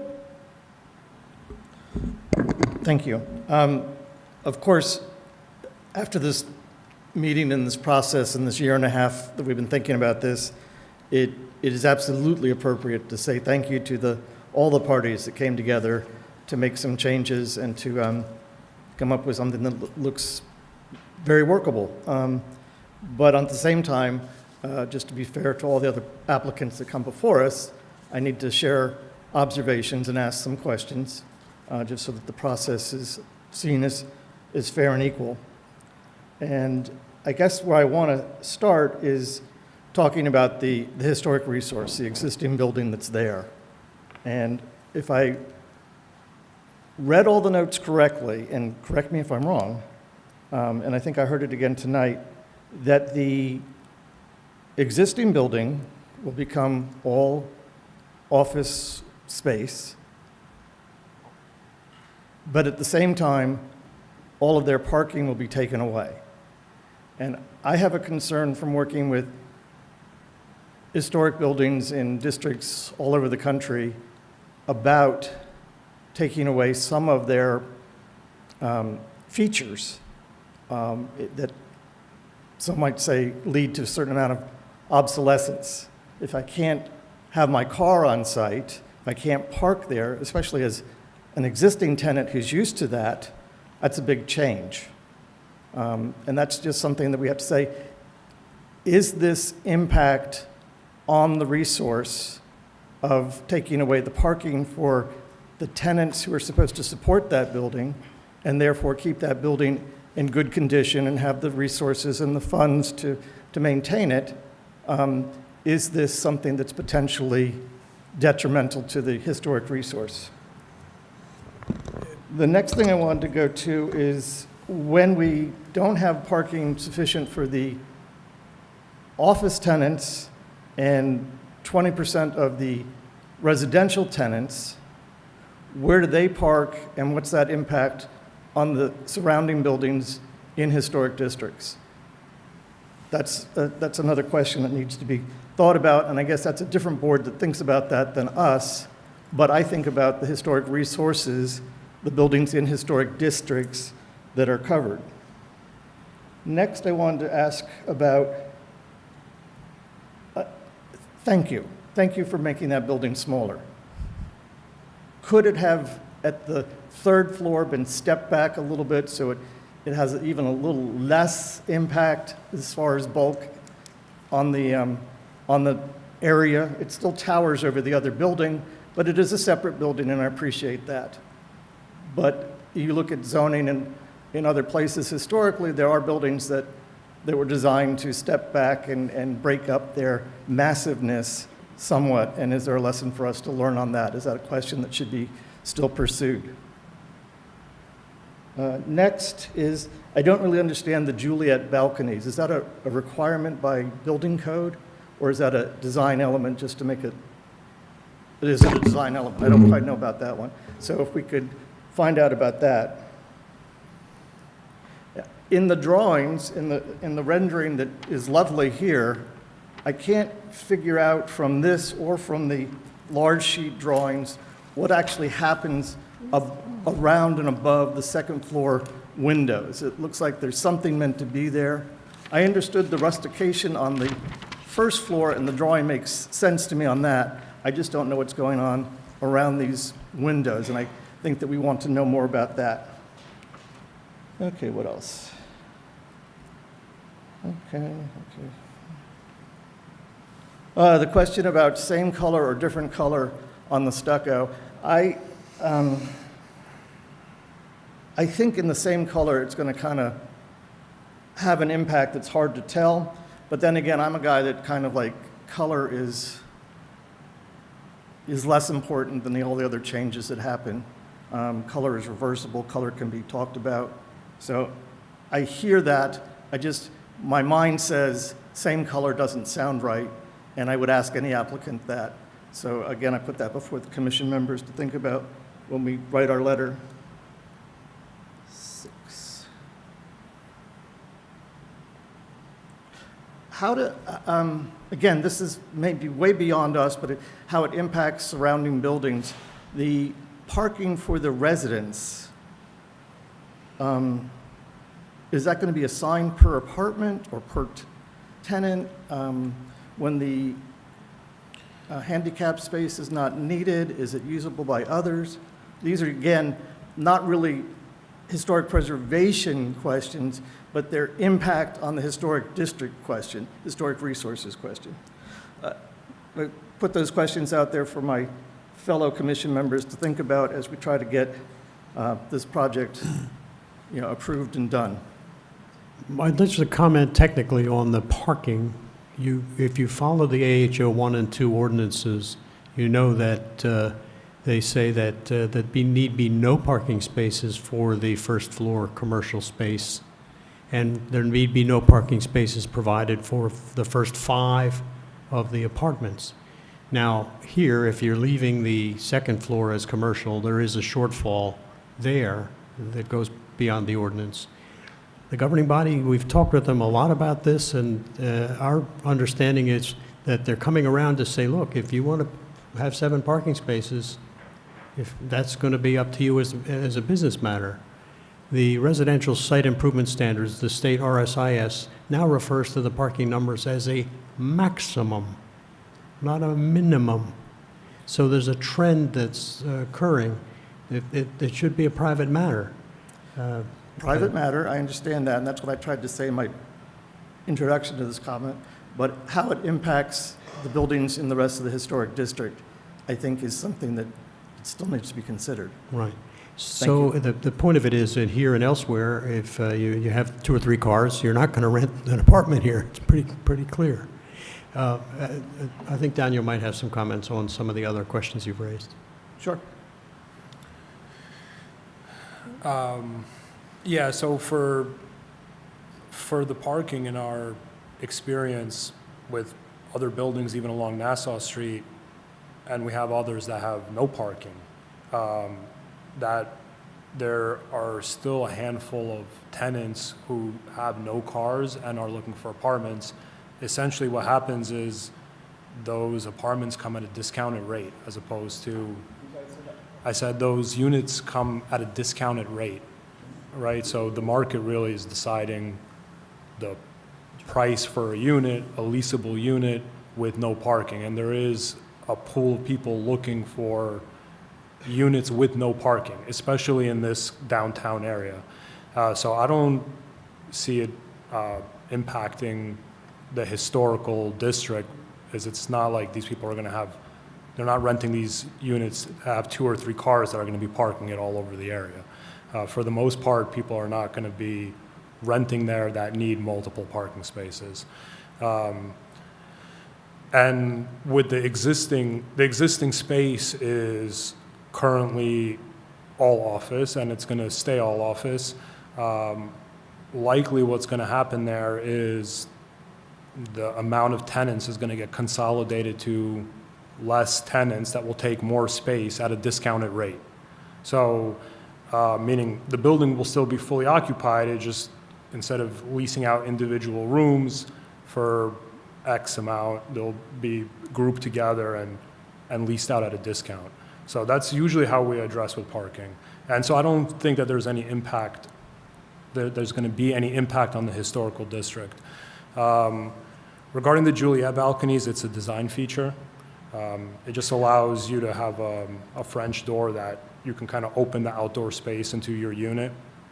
And for the parking that's there, typically on projects like this, they're just leasable spots. So if somebody needs a space and wants it, they can lease it. If there's none available and they need a parking spot, then they just don't rent the unit. But there'll be leasable spaces. And I believe handicap space has to stay handicap, especially because there's a commercial use in the front. So if there's a need there, that's met. I think the last comment was why we didn't step the building back on the 3rd floor. Frankly, in order to achieve this compromise, we really scaled it back substantially to where it is now, meaning 5 less units, 1 less story, 7,000 square feet less. So any more reduction wouldn't make a compromise really viable, and so that's where we landed.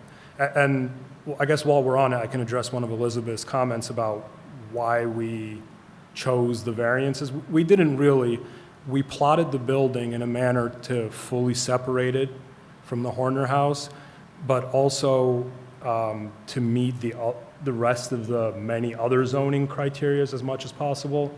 By sliding that building back further, it would create a couple problems. Number one, we've created an avenue to allow the Weicker property to access their parking in the future, right, through our drive aisle. So if I was to pull that building back, they would lose access to their parking. And so trying to be a good neighbor with Save Jugtown and the residents there, but also with Weicker next door. So that was one main element. But also in doing so, it would trigger another 5 or 6 other variances that we're not asking for today. So it was like fitting in a fine puzzle piece, and like that's been mentioned here, in a manner that we could, as a developer, and still live with, and you know, we're locals too. We live in Princeton. There's a park on the corner of John Street and Lytle that we used to own, that the town approached us, which is now a park. So where it's appropriate and where it's viable, we do take this seriously, and that's part of the reason that we, met with Clifford and Save Jugtown, and, really try to make something that was more appropriate here, but something that could still work here and still provide 2 affordable units, which is really the whole goal behind the overlay zone. All right, thanks. I'm going to go to Charlotte. Did you want to have any? Yeah, comment? I just had a couple questions.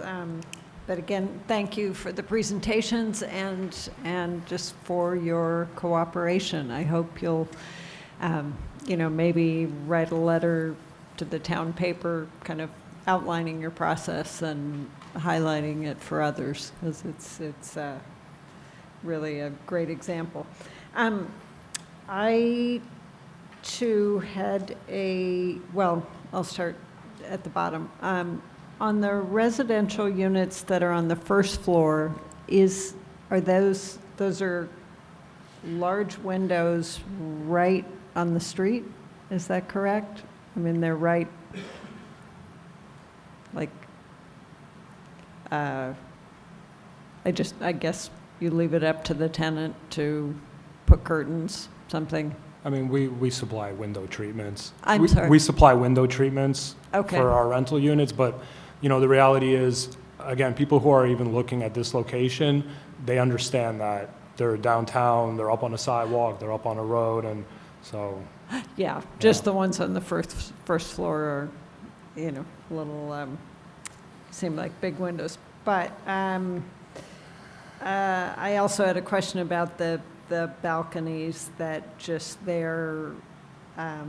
looked so very modern. And if there was, but you're doing that as a safety feature as well as decorative. Right. Yeah, okay. Yeah. And maybe the sample we have is black, pretty intense black, and maybe it could be softened to at least the window color, the iron ore, Sure. something a little, just temper it a bit. I'd like to put in a plug for not matching the existing historic structure. I think, that the stucco color, yeah. The sample I have, that we have here is really light. I think you've pulled the building away from the historic structure, which we advocated and which I think is great. It's different. It's acknowledge its difference. I would advocate a light gray or, something quite different, not try to match the existing historic. And then I just had the round windows are in bathrooms? Is that what they're a couple, Marina, the round ones?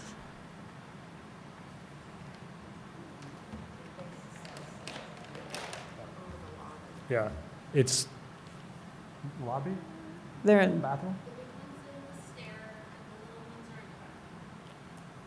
big ones in the stairwell. Okay. And the little ones are in the bathrooms. Okay. And this is on the south elevation, which faces the existing Orner house, and especially the ones in the corner. Even the one in the middle is not visible from any street You view. won't really see it. Yeah. There's one square, one sort of, oh no, I guess that's in the Horner house. Yeah, they just struck me as, so very different, that just completely different style, that maybe they could be made square. And the last question was about the portico, which, let's see. Is that, do I understand that as just floating? Sort of, you had, yeah. Ms. Hare? Is it just cantilevered, Yes. floating, Yes. and Yeah. finished in, It's going to be steel, but painted the same color as whatever stucco color we land on to blend in. And then the soffit will be wood Okay. soffit. got it, okay. All right, great, thank you. Yeah, I just wanted to weigh in on the color issue. I think I'm outnumbered so far, but I would argue to keep the color of the new building the same as the old building. If you look at the 1980s edition, it's the same color, and the hyphen between the old and the new building tells you it's a separate structure. Here you have a separate building, a building that's separated by 5 feet from the old building. And I do think it will blend, not call attention to itself as much if it were a different color. I also had a question about the rendering of the windows. There's some triangular shapes. Those aren't muttons. That just indicates that it's a vent window. That's correct? On the elevation of the elevation. the other elevations. window. Side views. Yeah, like on the top left, two windows. That's, Where's that? That just shows the swing. Is- Yeah, that just shows which is the operable door, yeah. got it. Okay.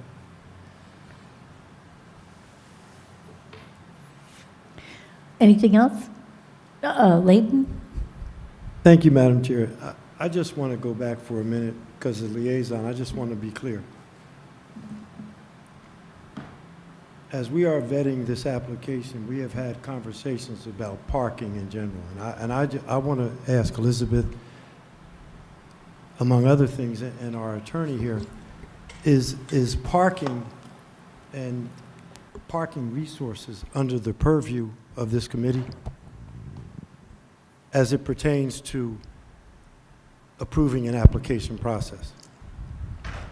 Well, at this point, you're providing providing your recommendations to the Zoning Board of Adjustment via a memo. And I think, as Mr. Scheer pointed out, that parking and how it affects the overall historic district is a consideration for the board. I mean, we always, I've heard the board consider, screening of the parking lot. Is the parking lot in the wrong correct or the wrong place, things like that, how it affects the overall historic district and impacts the historic structure.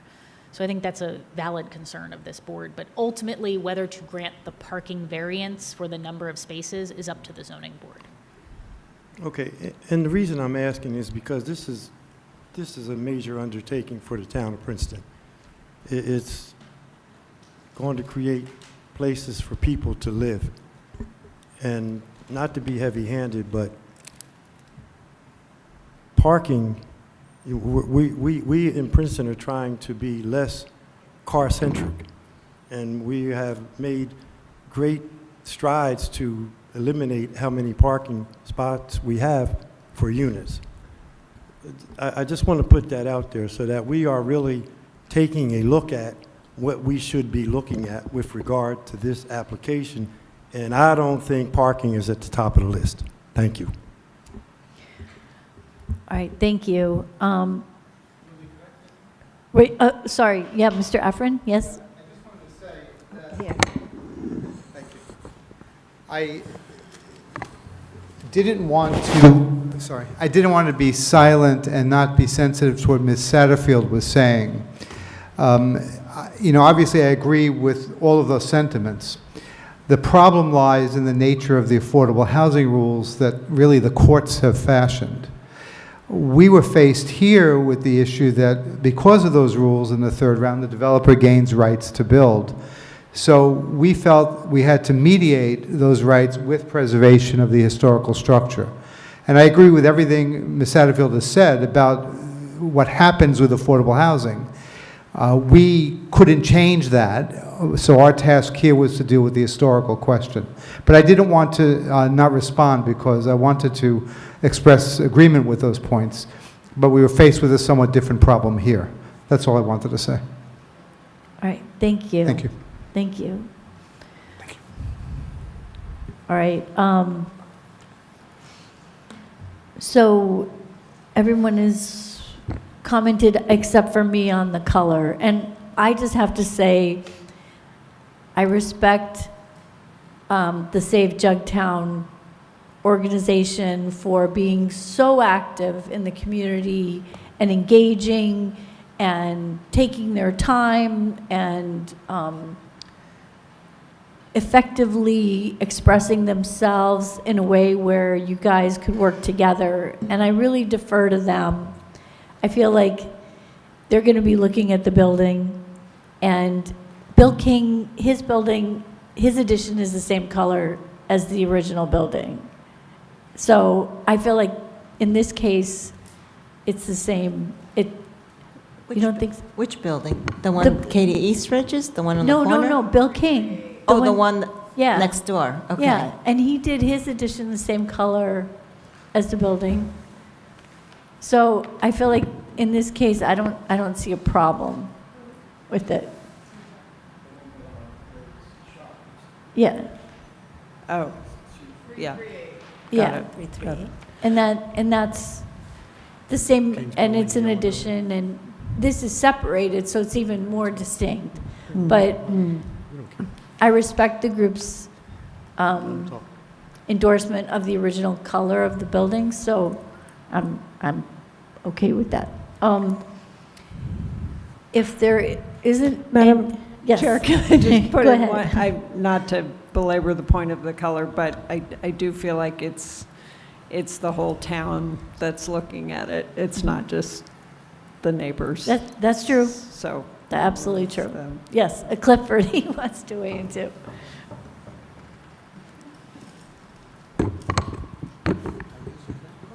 I just want to cite an example of what I think is one of the best examples of a new addition onto an historic building, which is the Carl Field Center on Olden and Prospect. The front of the building was the Elm Club and Eating Club, and a really gifted architect named Anna Beha from Boston designed the new addition on the back, and I think it's one of the best examples of how to design something that looks a bit modern but yet relates to the existing building. Take a look at it next time you go down the street, and the new building is the exact same color as the front building. And so the fact that the new building is a distinguishing design of a distinguished design immediately indicates that it's not an historic building, but the fact that the two colors are the same really ties it in together visually. And so that's why we feel that, you know, it would be good not to have the new building stand out, but rather, you know, just be part of the visual landscape in terms of the palette that's there already. So take a look at that Carl Field Center. It's a really excellent modern addition. Thank you. I agree, thank you. All right, if there's no more discussion, questions, comments, I'm going to ask Elizabeth if she wants to follow up on some of her points just to get clarification.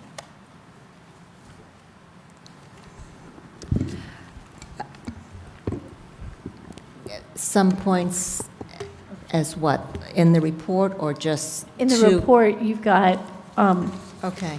just as, if we go through, there's, 23 points for consideration. Okay, so, do you want to do that now before the commission decides on what they want to support? Okay, all right, I get it.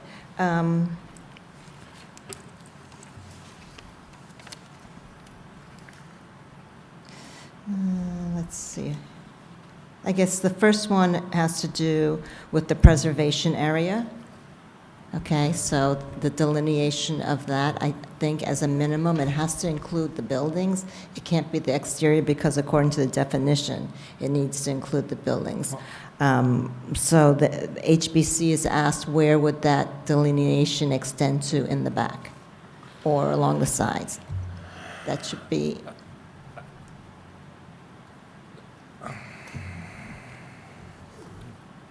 I see. So, because I think. sorry, right I'm now, looking, I'm seeing you Daniel, guys are confused. No, we understand the building should be included. That's pretty clear. Daniel's put up the site plan, and the question, one of the comments that Elizabeth made was it ought to include the walkway and so forth and so on. It gets a little tight to do that and also do the work back there, so. Well, I think that it's not to do the work, but to designate the preservation area, right? I don't think that this says that, But the we- walkway is going to be redeveloped, redone? well, there's a walkway already, it's just that you're extending it to the street, correct? Yeah, but the walkway is going to have to be redone, though. And there's nothing historic about the sidewalk that's back there. Well, So- So that sort of takes us back right, to what so is a this doesn't preservation? really talk about what's historic within there, as much as retaining the historic character and protecting, it's like a Yeah. protective area Yeah, around it. I would be, I understand your point, and I would be comfortable with incorporating the area that I already included, plus the actual building to basically the back of that purple line. My cursor doesn't work here, but if you take the rear of the existing building and draw a line across it and incorporating all that in the front, I mean, I'm going to be saving the building inside and out, so to preserve that, obviously, would be sensible to include in the preservation plan. Beyond that, I think it's going to be just very tight and difficult to include much more beyond that. So I'm just going to read this one section where it talks about, and provide for an adequate visual buffer for the other historic features on the site by use of open areas and appropriate planting and an implementation of these standards. So I don't think that it's excluding from certain work to be in there, but obviously not extensive development. I mean, that's the way that I interpret it. So, I mean, if you've got a sidewalk there and you're going to make an improvement to the sidewalk, I would say that that still allows for the visual access to the historic building without putting anything. So I think it's more like we wouldn't want to see another structure closer to what's already there. I understand your intent, and I know you're retiring. Congratulations. If the next person may Hurry up, get out, right? No, the next person may interpret it differently, and that's where my concern is. I mean, clearly, we know what the intent is, and the plan depicts that pretty detailed, especially on the civil side, and so. So, but what's your reservation? How would you think that someone else might I interpret don't it? know. You included this walkway that's existing in the back in the preservation plan, and now you're redoing the walkway. I mean, first off, it has trip hazards, and it's not really viable right now. I mean, a building code inspector is going to ask me to fix it anyway, but the point being is that somebody else may say, well, you haven't preserved the sidewalk, and that really wasn't the intent of this application. So what I'm suggesting is to incorporate the building to the back of the building itself. So, look, the preservation area shall be delineated so that improvements respect the historic pattern of use of the historic property, respect the interrelationship of historic features of the property, and provide for an adequate visual buffer for the principal structure or structures. So, I mean, to me, it's more like you don't want to put something like a building or a structure in that space. I mean, That's would it why- make sense that in the memo to the zoning board, that it says the preservation area, goes to that edge of that walkway with the understanding that that walkway is going to be improved to meet, I guess, modern safety standards? Right, yeah. And And anything- also the landscape's going to be improved as well. And, But, yeah, and include that, Right. also landscaped areas will also be improved as noted on the site plan. Which will be Right. subject to site plan review by zoning, and then if Right. we ever change the walkway, it'd come back here. Okay. Well, Okay, okay. I Is think it- if we put some kind of language in there, just Okay. from a, Right. I think that's okay. I mean, that was my main concern, that we get that clarified. So, anything else, or? Let's see, we had some things here about the product sheets or details, but I mean, I know that you provided something about the horizontal band, so I'm assuming that all of these you're okay with, right? Yeah, and Providing to I'll update send the you- drawings. Yeah, and I'll send you a digital copy of that as well for your file. Okay, so that would be number 5 with A through G. And then a detail of the lobby entry, again, some more details. I'm assuming that number 5, Yeah, the steel painted. lobby the same. entry, right, which you showed us. Uh-huh, yep. The wall treatment and the Sure. curb planter. Concrete go on proposed on both sides. Oh, concrete will be tinted? No, it just says, will it be tinted? If the concrete will be tinted. If you're saying no, then that's fine. We just ask. I don't know. My Okay. engineer says it looks nicer. I can find out, but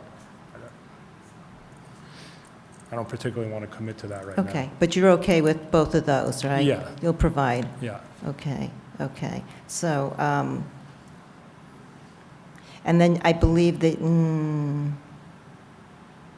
so, I mean, you've provided the west elevation drawing. You just showed us all, Yeah, I mean, there's a couple. you showed us all of the drawings, including the south elevation. I did, yeah. Right? Yep. So that's, you've already provided.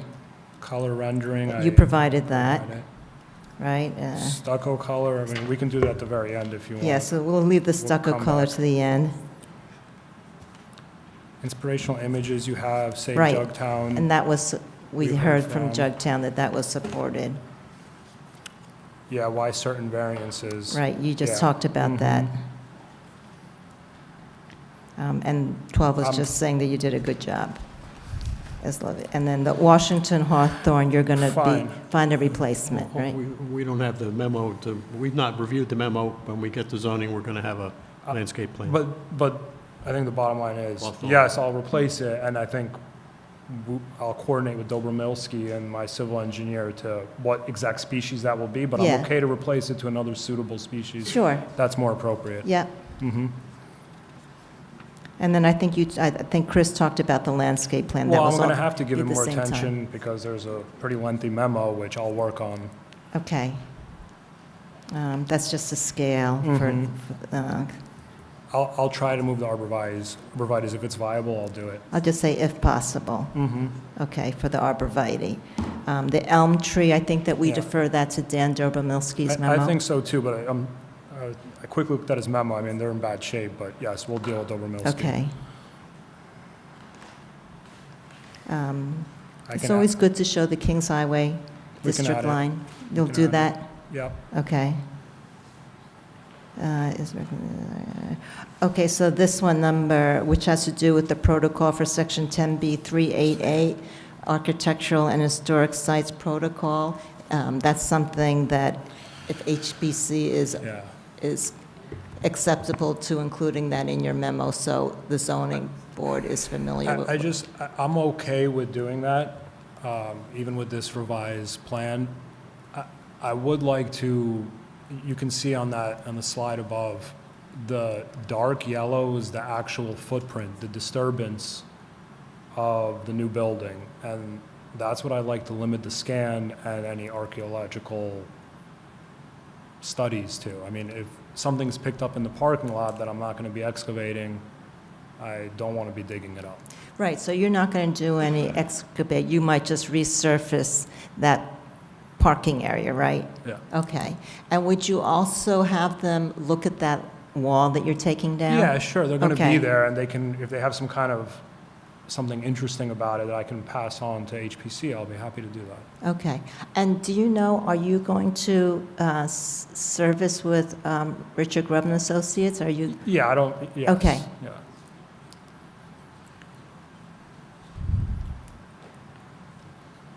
And are you okay if the ground penetrating radar, if it's performed by a non-archaeologist, that one archaeologist could be on site when they're doing that work? It's fine. Okay.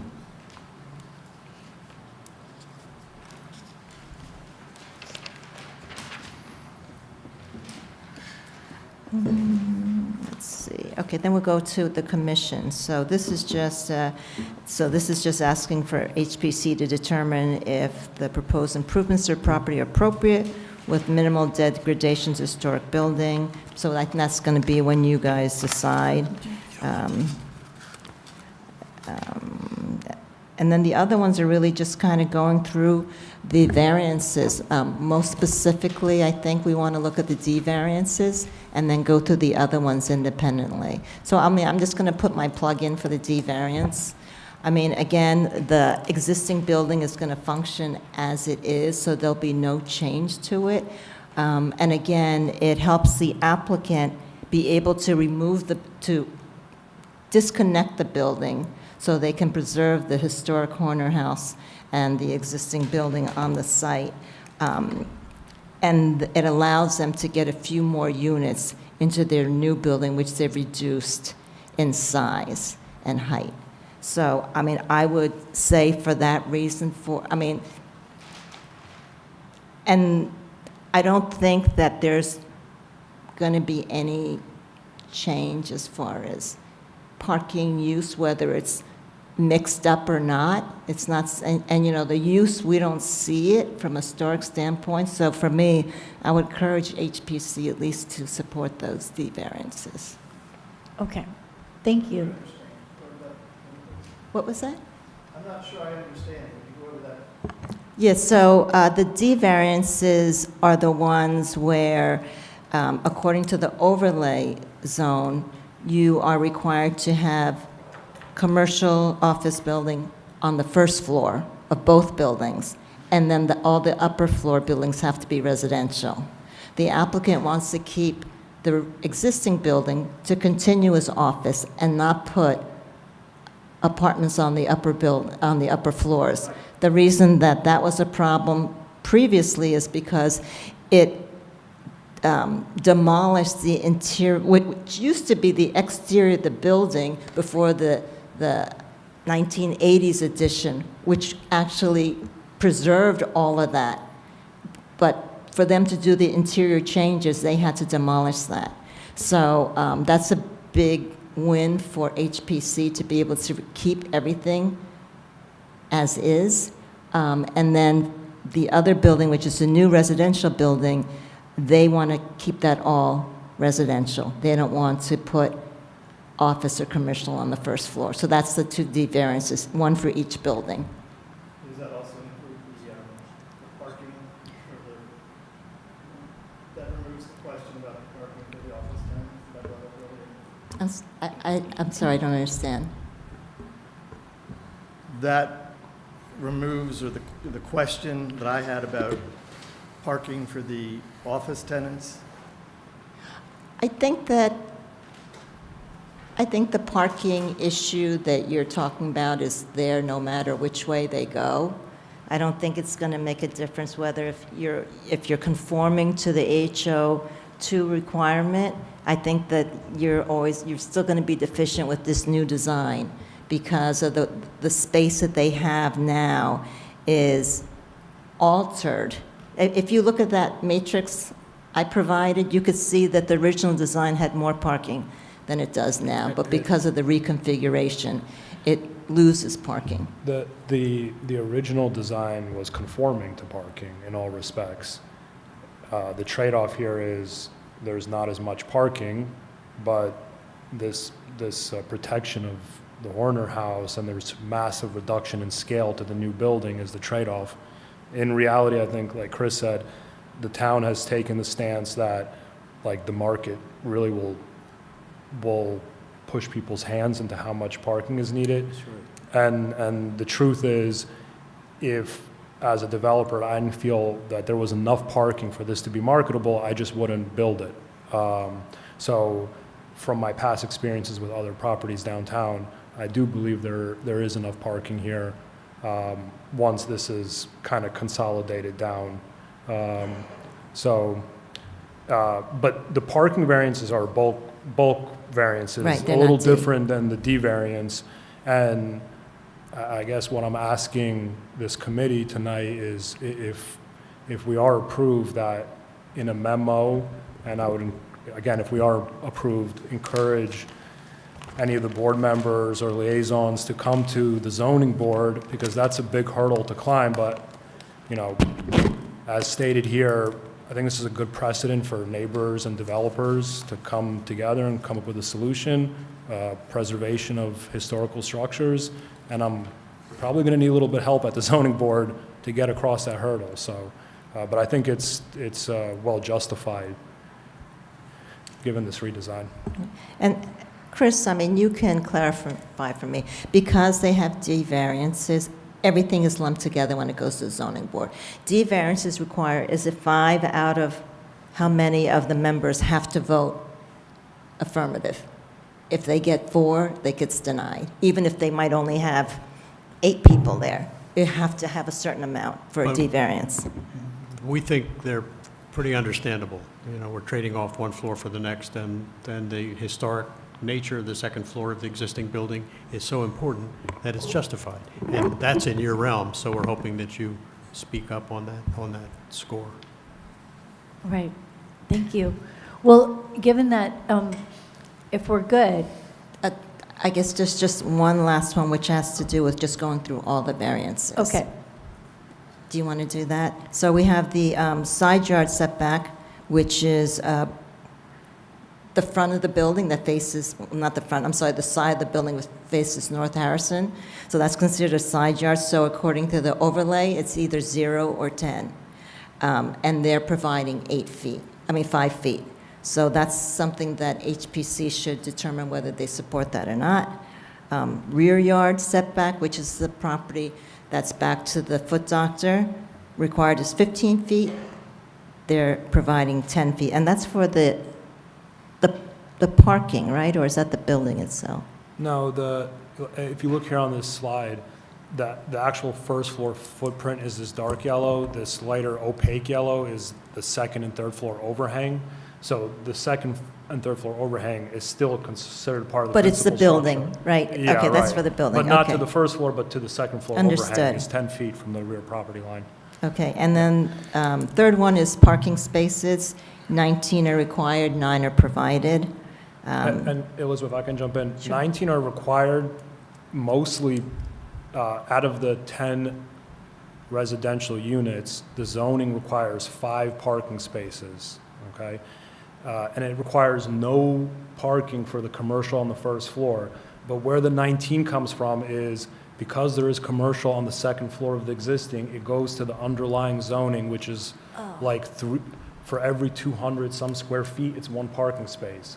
I mean, that doesn't exist anywhere in Princeton, 200 square feet, 1 parking space. So those are outdated 40-year-old parking requirements, but that apply here because of this D variance. So the actual need here is not 19. It's definitely not 19, but yes, that is one of them. Okay. And then it's the ratio of compact spaces, maximum is 15%, and they're providing 25%. Parking setback is minimum 4 feet, and I assume that's from the rear yard, right? And they're providing 1 foot. And then distance between buildings, as Daniel and Chris had talked about, required is 10 feet. It's 5 feet in a certain section, but a lot of it is between 8 and 10 feet. And then the D variances I talked about. And then the sign waiver is the aisle width of the driveway. It's required at 25 feet, and they're proposing at 20 feet. 24 feet is the requirement. What? 24 is the requirement. Oh, it's 24 Yeah. is required? Yeah. Okay, sorry. Okay, so those things left. Thank you. I mean, it sounds like this D variance is triggering all these other parking requirements that aren't necessarily up to date.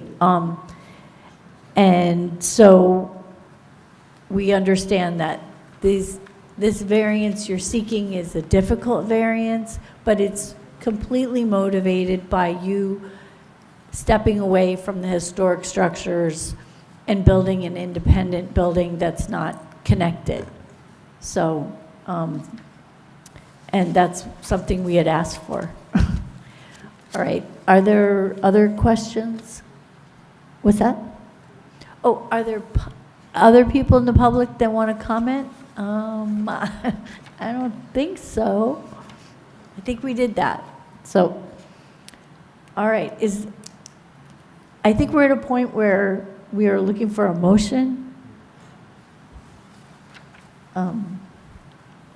Elizabeth, do you want to do all of them together, or do you want to do separate motions for each? I would say maybe better do it for each. It might just be easier because it must take us long to collaborate everything together. Maybe, yeah, maybe start with just the site plan, the building. And I guess it would be a with this- motion to support it with the cited recommendations that we talked about. Yeah, and also support the new site plan and the building design, which would include the material, the height, but not the color. So do you want to have motions for each one of these? I think that we just for the variances, we might want them individual, but for this, the variance and, well. So. I guess the question is, we could do them all at once unless there is someone who objects to one of the variances in particular. Well, we could try the first way and see if it And works. if it doesn't pass, then we can divide them up. So would anyone like to make a motion that involves approving all the variances? Well, it's not, it's Supporting. supporting them with Yeah. the recommendations that Elizabeth noted and are noted in her memo. Right. Is there anyone who'd like to make that motion?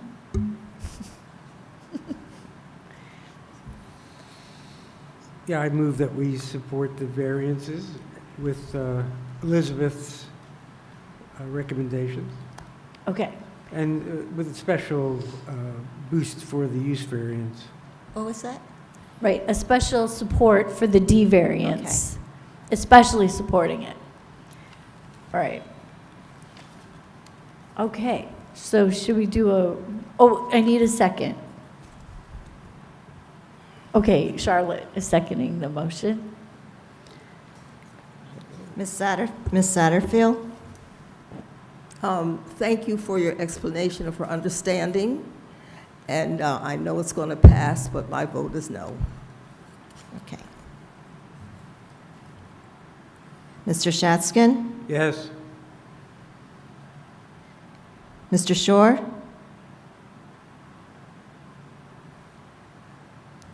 Do you want more clarification on something? No, I'll just make a statement that I'm enthusiastic about this project. However, I think that I'm letting the other property owners in the district down by not holding stronger to the parking issue.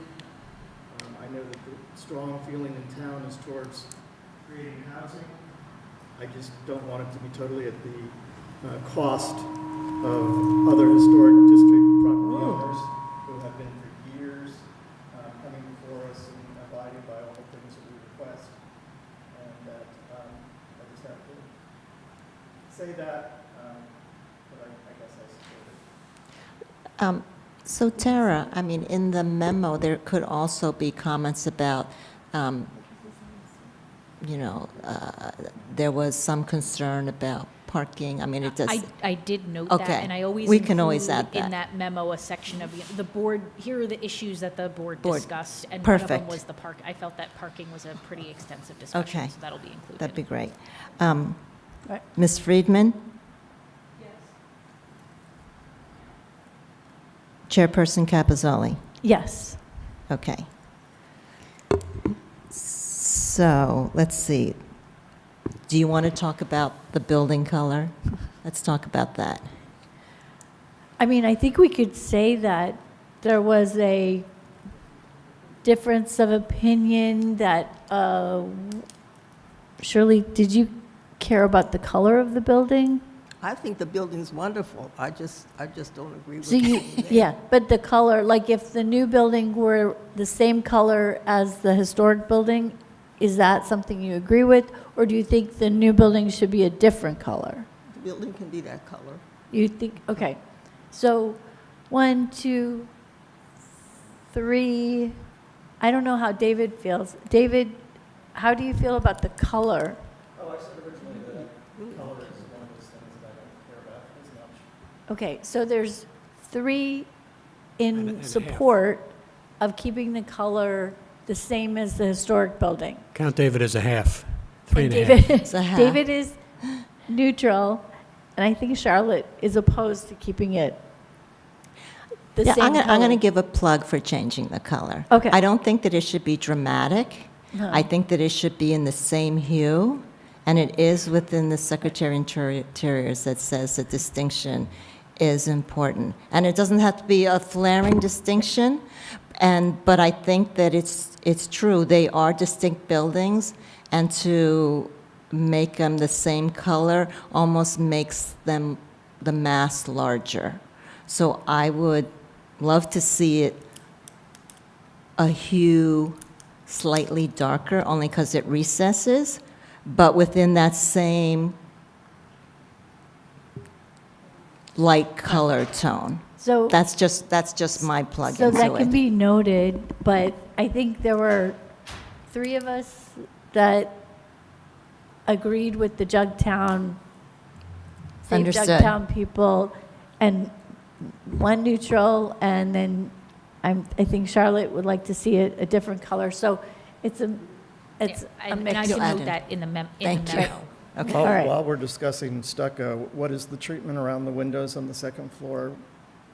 Right now, it's just kind of are we going to see a detail on that, or is that, by going through tonight, it gets approved for what it looks like? I think that there was something here about details about the window, right? The casement, the lower panels, the trim. Yeah, maybe Marina can help us.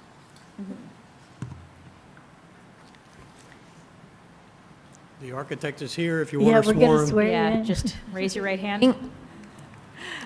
Yes, Do you swear that the testimony you're about to give is the whole truth to the best of your knowledge? I do.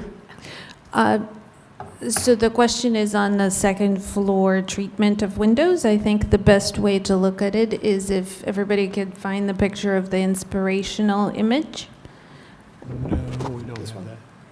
No, The inspirational image that was part of the package. in your package, the stuff that the Save Jugtown folks gave us. Yep, it's let's towards the look back. at that and I will walk you through the exact We don't have it up particulars. on the screen. I don't think we have it on the screen, but it's in the packet.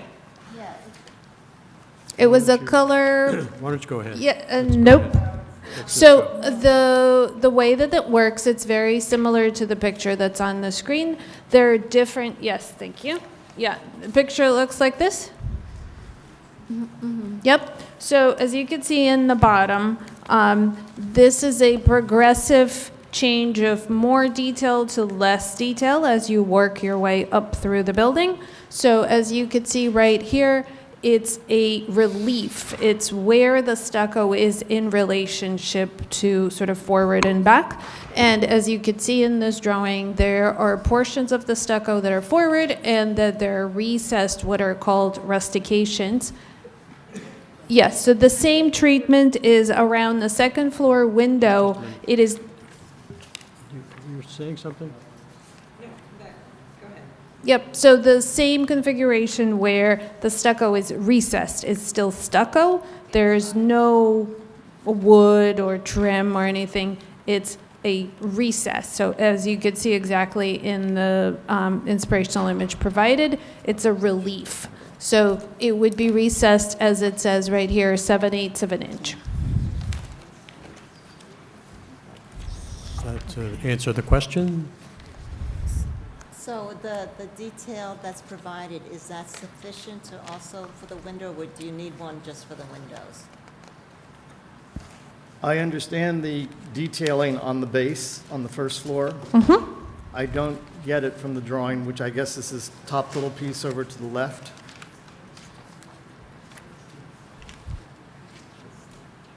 So it's this? What is it? As I understand, you're saying. We can't hear you, sorry. The rustication is an incised Exactly. line, and the line that we're seeing around the windows is the same. Thank you. It's Yes. just incised. Yep, Okay. yep, yep. As, exactly as Charlotte described, yes. Would you require a detail, or do you think that that's sufficient? For it to, I think that's sufficient. I'm not sure it'll be as visible as on the drawing in real life, but. I think you're right that when you draw a line on the drawing, it's substantially more prominent when it's a same material, but it's a different relief. But we have to use a yes, line on the you had drawing to in order to do show it. something, So, Okay. got it. Thank you. Absolutely.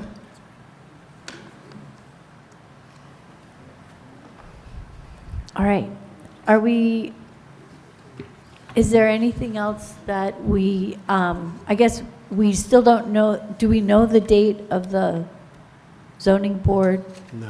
meeting yet? It'll be early next year. But we'll commit to having either myself or another member, hopefully maybe two of us I attending. did hear that the position was accepted by somebody, the new historic preservation officer. Wow. Yeah. But we can talk about that after we do the Okay. variances. All right. Maybe Elizabeth can come out of retirement. Yeah. All right. So,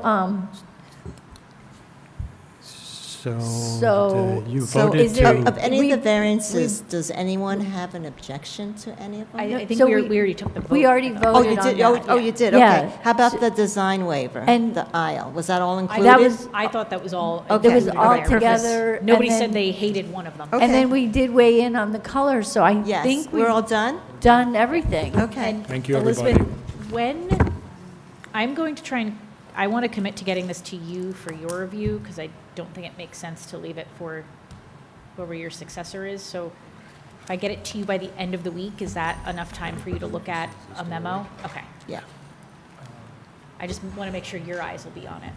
yeah, yeah. I don't think the person is, she might stop by one day, maybe just to get the lay of the land, but they believe she's not going to start until after January. Do you have a name? I don't have a name, but supposedly she was an applicant who worked in Jersey City, and then she was doing Section 106 FEMA reviews. And I believe that the planner and zoning officer interviewed her. Okay, So well, I did invite her to come to the party. all right. That way we'd everyone like could to- meet her. We'd like to And meet everyone her. here can come to the holiday party. Right, so we're meeting again on the 15th. I believe that's the end of our business. Would someone like to make a motion to adjourn? Okay, thanks, Roger. A second? Okay, Charlotte, thank you, everybody. We really Thank you. appreciate